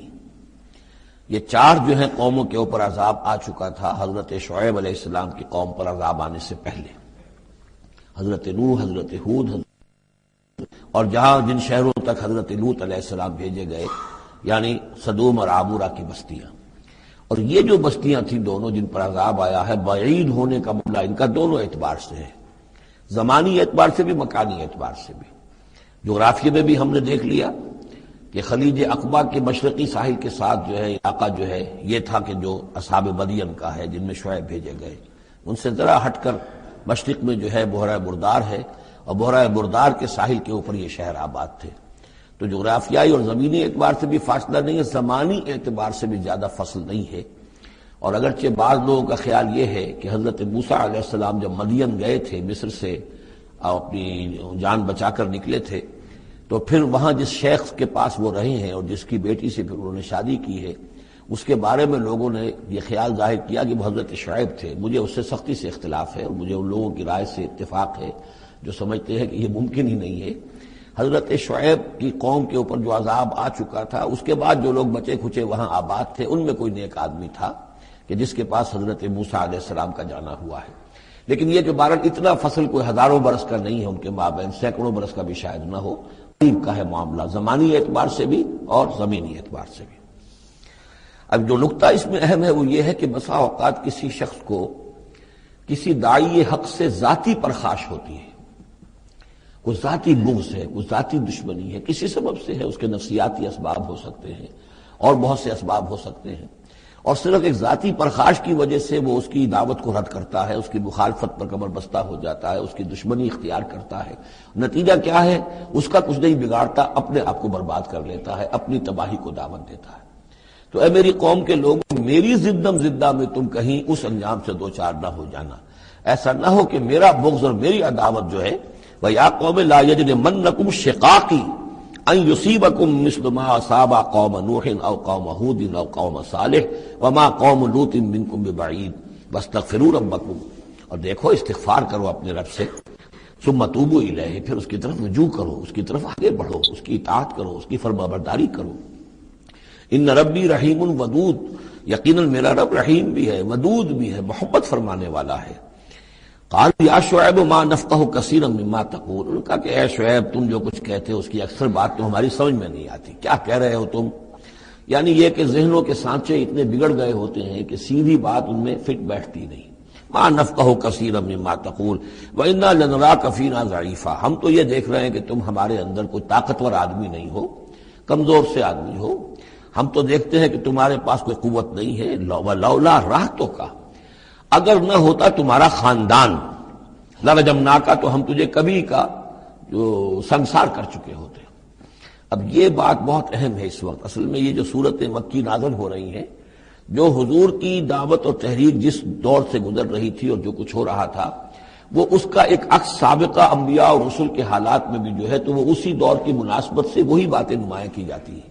یعنی جو تکرار ہوئی ہے ان رسولوں کے حالات کی، وہ تکرار محض نہیں ہے، بلکہ ہر جگہ پر جس دور میں وہ صورت نازل ہو رہی ہے جن میں ان کا تذکرہ ہو رہا ہے، اس دور میں جو خاص مسائل ہیں کہ جو درپیش ہیں محمد الرسول اللہ صلی اللہ علیہ وسلم اور آپ کے صحابہ کو، تو ان کے مناسبت سے جو ہدایت ہے، دل جوئی ہے، مسلمانوں کے لیے رہنمائی ہے، وہ حصہ ان رسولوں کی تعلیمات اور تاریخ کا بیان کیا جاتا ہے.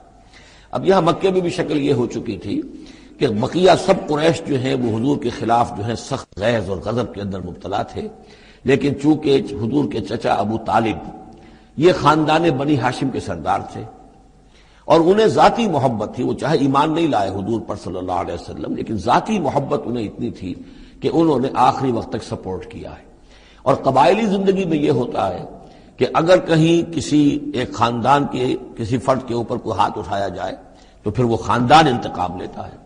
اس کا مطلب یہ ہوتا کہ وہ حضور کے خلاف وہ کوئی اقدام کرتے ہیں تو گویا کہ ان فائٹنگ شروع ہو جائے گی، داخلی خانہ جنگی شروع ہو جائے گی بنو ہاشم کی ان لوگوں کے خلاف کہ جو حضور کو کوئی غضب پہنچائیں، نقصان پہنچائیں. یہ تحفظ ملا ہوا تھا محمد الرسول اللہ صلی اللہ علیہ وسلم کو اللہ تعالیٰ کی طرف سے. اگر خدا نہ خواستہ ابو لہب ہوتا اس سردار، تو کبھی کا حضور کے خلاف کوئی نہ کوئی اقدام وہ کر چکے ہوتے. لیکن چونکہ خاندان بنی ہاشم کی سرداری اس وقت تھی ابو طالب کے پاس، اور انہیں دلچسپی تھی اور محبت تھی، شفقت تھی حضور کے ساتھ، بلکہ کچھ عرصہ جو ہے حضور ان کے سائے عاطفت کے اندر انہوں نے گزارا بھی تھا. اس وجہ سے تو یہ نقشہ دکھایا جا رہا ہے کہ آج قریش کے مقابلے میں جس طریقے سے کہ بنو ہاشم کی سپورٹ اور حفاظت جو ہے وہ حضور کے لیے اللہ تعالیٰ نے اسے قلعہ بنا دیا ہے، یہی معاملہ اس وقت تھا کہ حضرت شعیب کا بھی خاندان ان کا پشت بنا تھا۔ وَلَوْلَا رَحْتُكَ، اگر تمہارا خاندان تمہارا پشت بنا نہ ہوتا اور تمہارا ساتھ نہ دے رہا ہوتا، لَرَجَمْنَاكَ، ہم کبھی کہ تمہیں سنسار کر چکے ہوتے۔ وَمَا أَنْتَ عَلَيْنَا بِعَزِيزٍ، اور ذاتی طور پر تم ہم پر کوئی بھاری نہیں ہو، تو تمہاری کوئی حیثیت نہیں ہے۔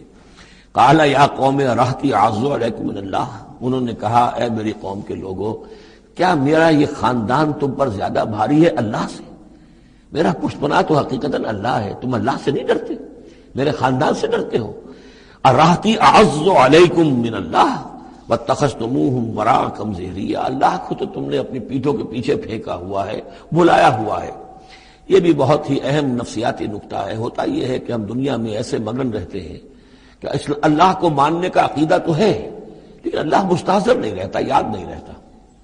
یہ ہمارا پورا دنیا کا کاروبار چل رہا ہے، کاز اینڈ ایفیکٹ، علل ہیں، اسباب ہیں، ان کے نتائج نکل جاتے ہیں۔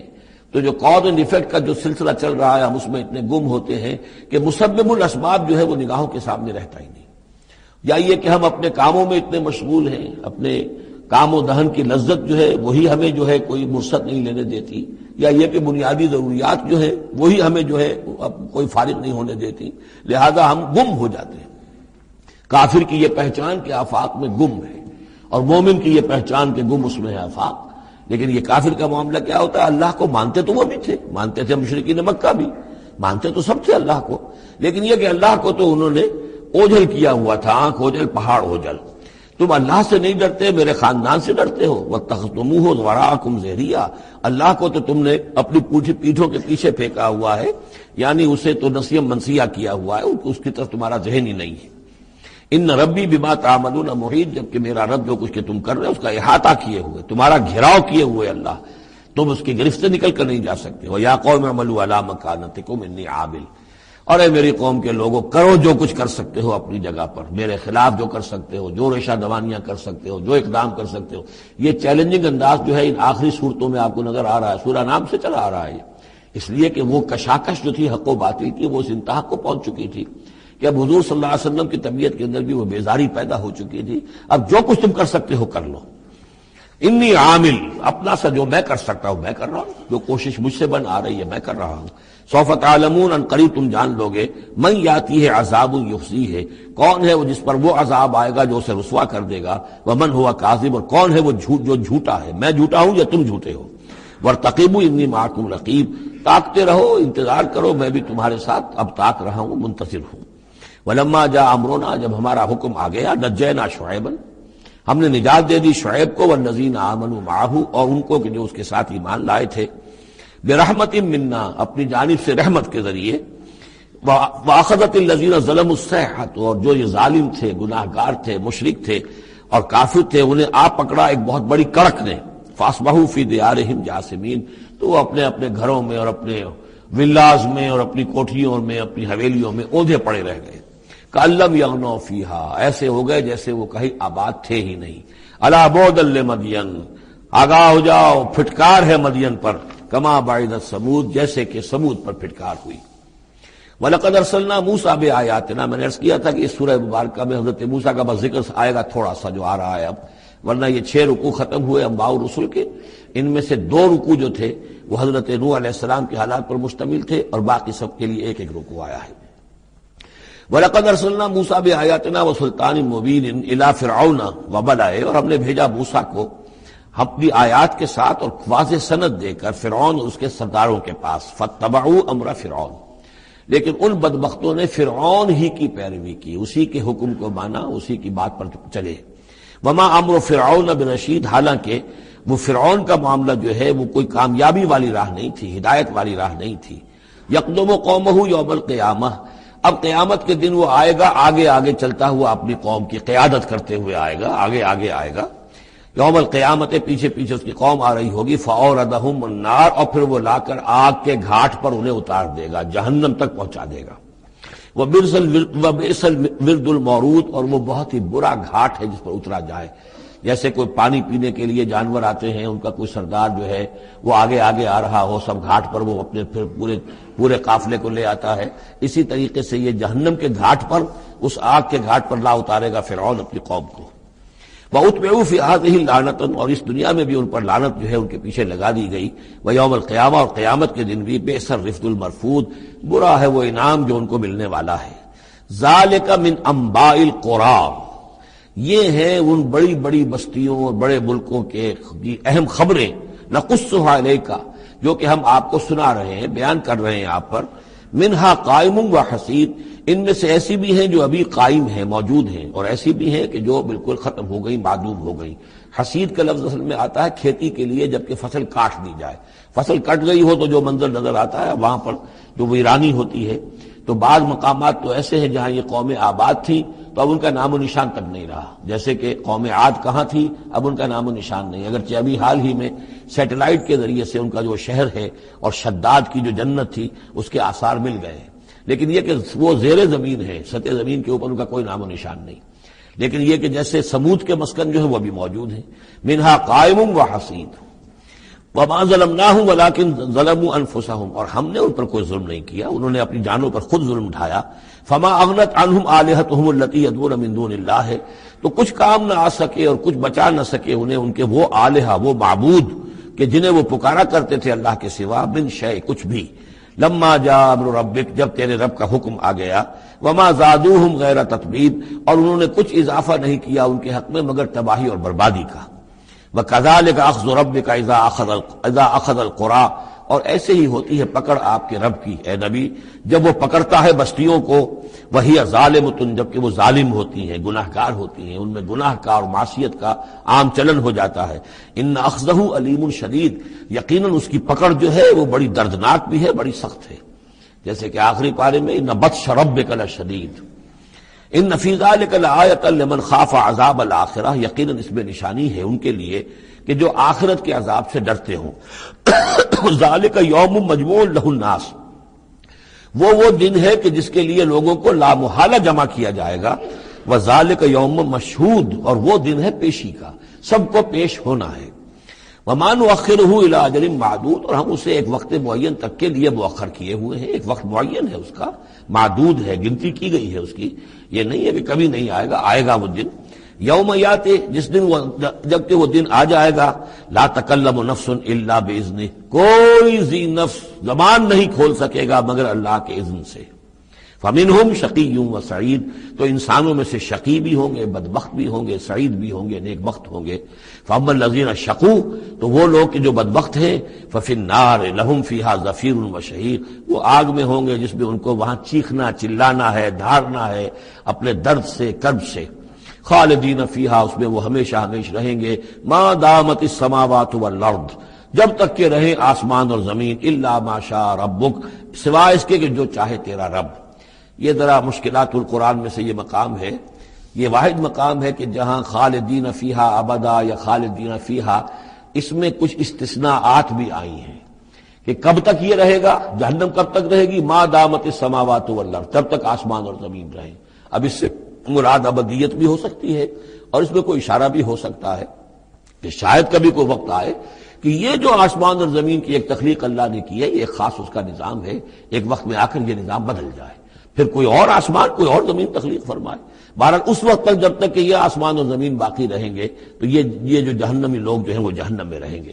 اس میں بھی ایک استثناء، الا ما شاء ربک، اللہ کا اختیار ہے، اگر کسی کو چاہے اس میں سے نکالنا تو اس کا اختیار مطلق ہے، جیسا کہ ہم نے عرض کیا، کئی دفعہ عرض کیا ہے کہ جیسے اہل سنت کے نزدیک اللہ تعالیٰ کے بارے میں ہم یہ نہیں کہہ سکتے کہ وہ اس پر عدل کرنا واجب ہے، لیکن یہ کہ وہ عدل کرے گا۔ اسی طریقے سے یہ بات کہ اللہ تعالیٰ کا اختیار مطلق ہے، وہ کسی کو چاہے تو نکال لے، لیکن ہم یہ جانتے ہیں کہ کفار کے لیے یہ جہنم جو ہے وہ ابدی ہے، اللہ نکالے گا نہیں، واللہ عالم۔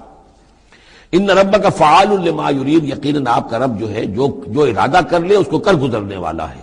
واما الذین سعدوا، اور جو لوگ نیک بخت ثابت ہوں گے، ففی الجنۃ خالدین فیہا، اور وہ جنت میں رہیں گے ہمیشہ ہمیش، ما دامت السماوات والارض، جب تک رہے آسمان اور زمین، الا ما شاء ربک، سوائے اس کے کہ جو آپ کا رب چاہے، عطان غیر مجزوز، اور یہ جو بخشش ہے یہ بے انتہا ہوگی، اس کا خاتمہ کبھی نہیں ہوگا۔ یہ اضافی لفظ جنت کے لیے آ رہا ہے کہ جو دوزخ کے لیے نہیں آیا۔ یہ جو ذرا سا باریک باریک فرق ہوتا ہے، پھر اس سے بڑے فلسفیانہ نکتے نکلتے ہیں، اس سے پھر محققین نے، علماء نے جو ہیں پھر بہت سے دلائل استدلال کیے ہیں۔ چنانچہ حافظ ابن تیمیہ رحمہ اللہ اور شیخ ابن عربی دونوں کی ایک رائے ہے جو اہل سنت کا جو عام اجماعی عقیدہ ہے اس سے مختلف ہے۔ اہل سنت کا اجماعی عقیدہ یہ ہے کہ جنت اور دوزخ دونوں ابدی ہیں، ہمیشہ ہمیشہ ہمیشہ ہمیشہ، کوئی اختتام نہیں ہے نہ جنت کا نہ دوزخ کا۔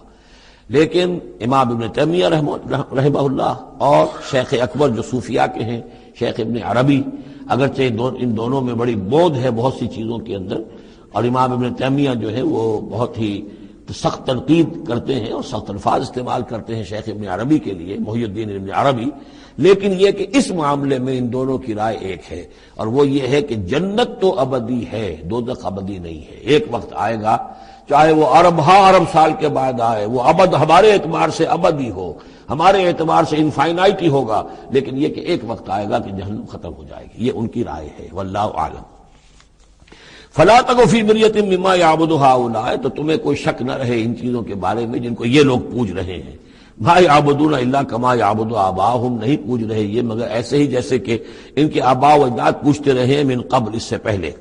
وَإِنَّا لَمُوَفُّوهُمْ نَصِيبَهُمْ غَيْرَ مَنقُوص، اور ہم انہیں ان کا جو اجر اور ثواب اور ان کا بدلہ ہے، حق ہے، پورا پورا دے دیں گے بغیر کسی کمی کے۔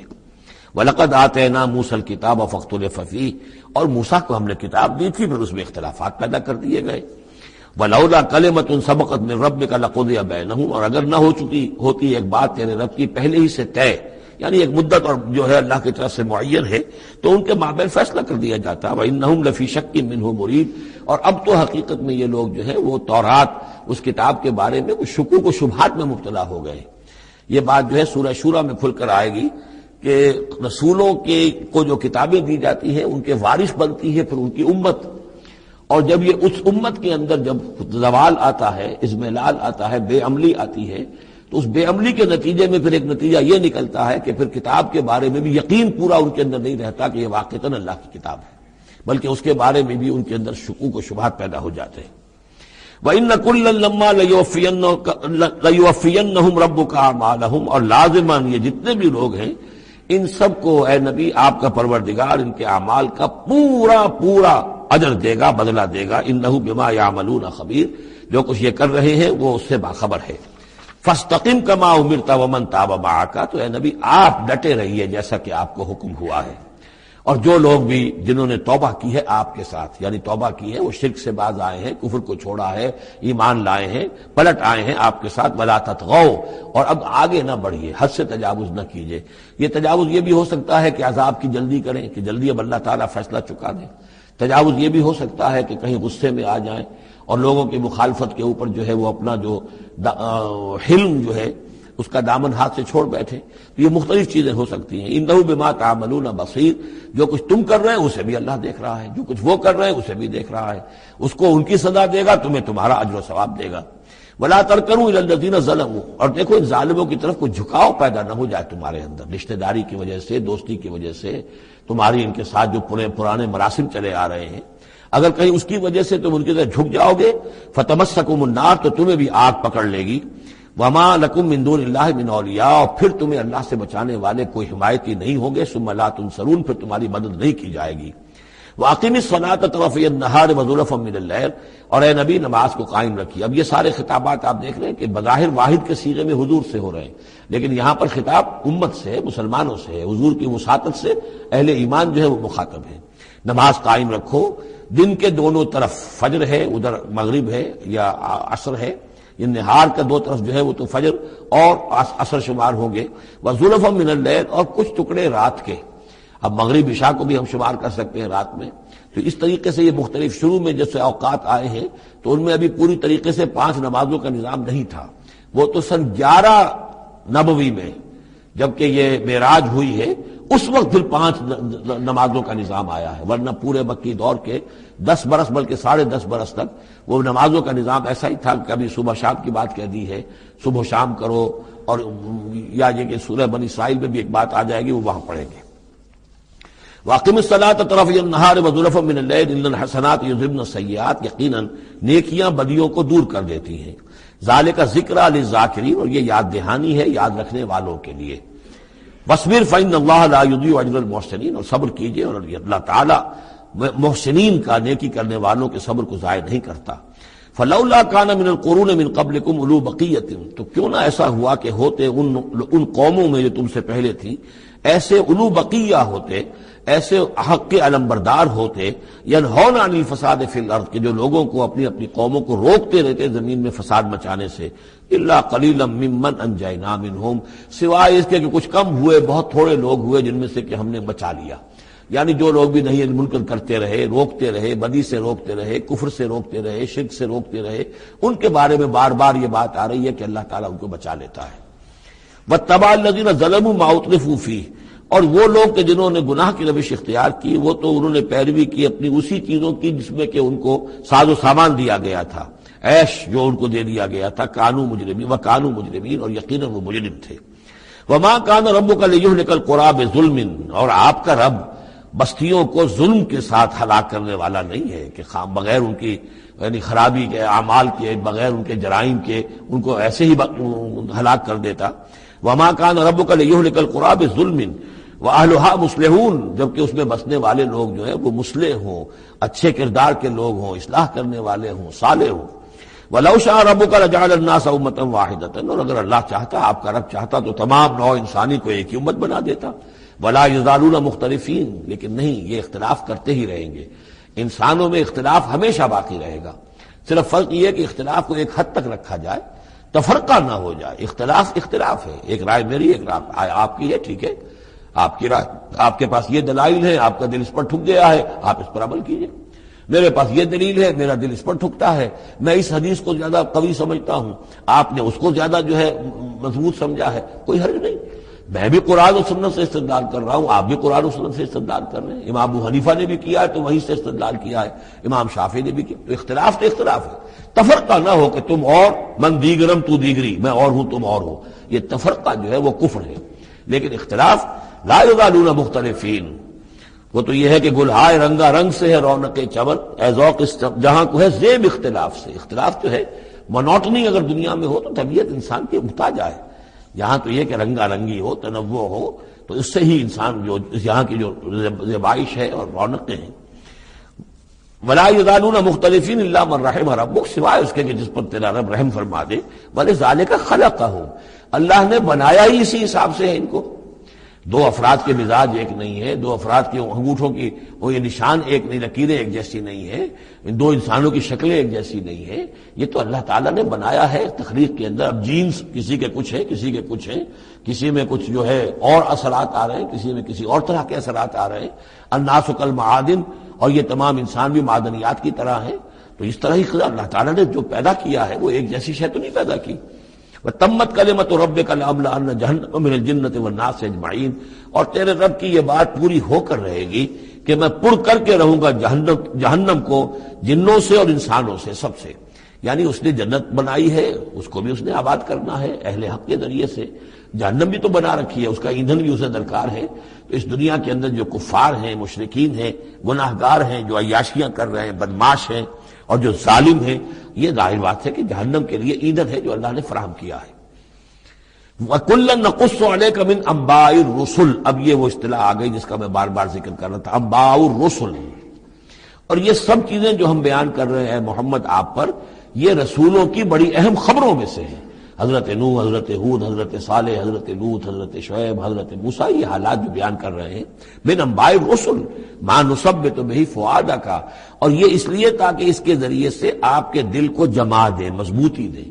یعنی جو کچھ آپ پر اور آپ کے ساتھی اہل ایمان پر آج بیت رہی ہے کوئی نئی بات نہیں ہے، ہمیشہ یہی ہوا ہے. ہمارے رسول جب بھی آئے ایسی مخالفت ہوئی ہے، اسی طرح کی انہوں نے مشقتیں جھیلی ہیں۔ حضرت شعیب کو بھی یہی کہا گیا کہ اگر تمہارا خاندان نہ ہوتا تو ہم کبھی کہ تمہیں جو ہلاک کر چکے ہوتے۔ تو اگر اسی صورت سے آ جائے محمد صلی اللہ علیہ وسلم آپ دو چار ہیں تو یہ کوئی نئی بات نہیں ہے، یہ تو گویا کہ اس راستے کے یہ تو لازمی جو ہے اس کے حالات ہیں۔ تو اس سے یہ کہ دل کو تثبیت ہوتی ہے کہ بالآخر کامیاب کون ہوا، آیا حضرت شعیب کی قوم کامیاب ہوئی یا حضرت شعیب کامیاب ہوئے؟ تو بالآخر کامیابی اے نبی آپ کی اور آپ کے ساتھیوں کی ہے۔ وَجَاءَكَ فِي هَذِهِ الْحَقُّ، اور اس قرآن میں یا اس سورہ مبارکہ میں آپ کے پاس حق آ گیا ہے، وَمَوْعِظَةٌ، اور نصیحت آ گئی ہے، وَذِكْرَىٰ، اور یاد دہانی آ گئی ہے، لِلْمُؤْمِنِينَ، اہل ایمان کے لیے۔ وَقُلْ لِلَّذِينَ لَا يُؤْمِنُونَ، اور کہہ دیجئے ان لوگوں سے جو ایمان نہیں رکھتے، اعملوا علی مکانتکم، کر لو اپنے مقام پر جو کچھ کر سکتے ہو، اب کوئی اختلاف، کوئی بھی اپنا دقیقہ فروگزاشت نہ رکھو، میری مخالفت میں میری جو بھی تم دشمنی میں کر سکتے کر گزرو، انا عاملون، ہم بھی اب کر رہے ہیں جو کچھ ہم کر سکتے ہیں، وانتظروا انا منتظرون، تم بھی انتظار کرو کہ اللہ تعالیٰ کیا فیصلہ سناتا ہے اور آخری بات کیا آتی ہے، اور ہم بھی منتظر ہیں۔ وَلِلَّهِ غیب السماوات والارض، اور اللہ ہی کے لیے ہے آسمانوں اور زمین کا تمام چھپی باتیں اور تمام چھپے خزانے۔ وَإِلَيْهِ يُرْجَعُ الْأَمْرُ كُلُّهُ، اور کل کا کل معاملہ بالآخر اسی کی جانب لوٹا دیا جائے گا۔ فَاعْبُدْهُ، بس اسی کی بندگی اور پرستش کیجئے، وَتَوَكَّلْ عَلَيْهِ، اور اسی پر توکل کیجئے، آپ کا اعتماد اور بھروسہ اسی کی ذات پر ہو۔ وَمَا رَبُّكَ بِغَافِلٍ عَمَّا تَعْمَلُونَ، اور یقیناً آپ کا رب غافل نہیں ہے اس سے کہ جو آپ کر رہے ہیں۔ یہاں اللہ کے فضل و کرم سے سورہ ہود مکمل ہوئی۔ جیسا کہ میں نے عرض کیا تھا کہ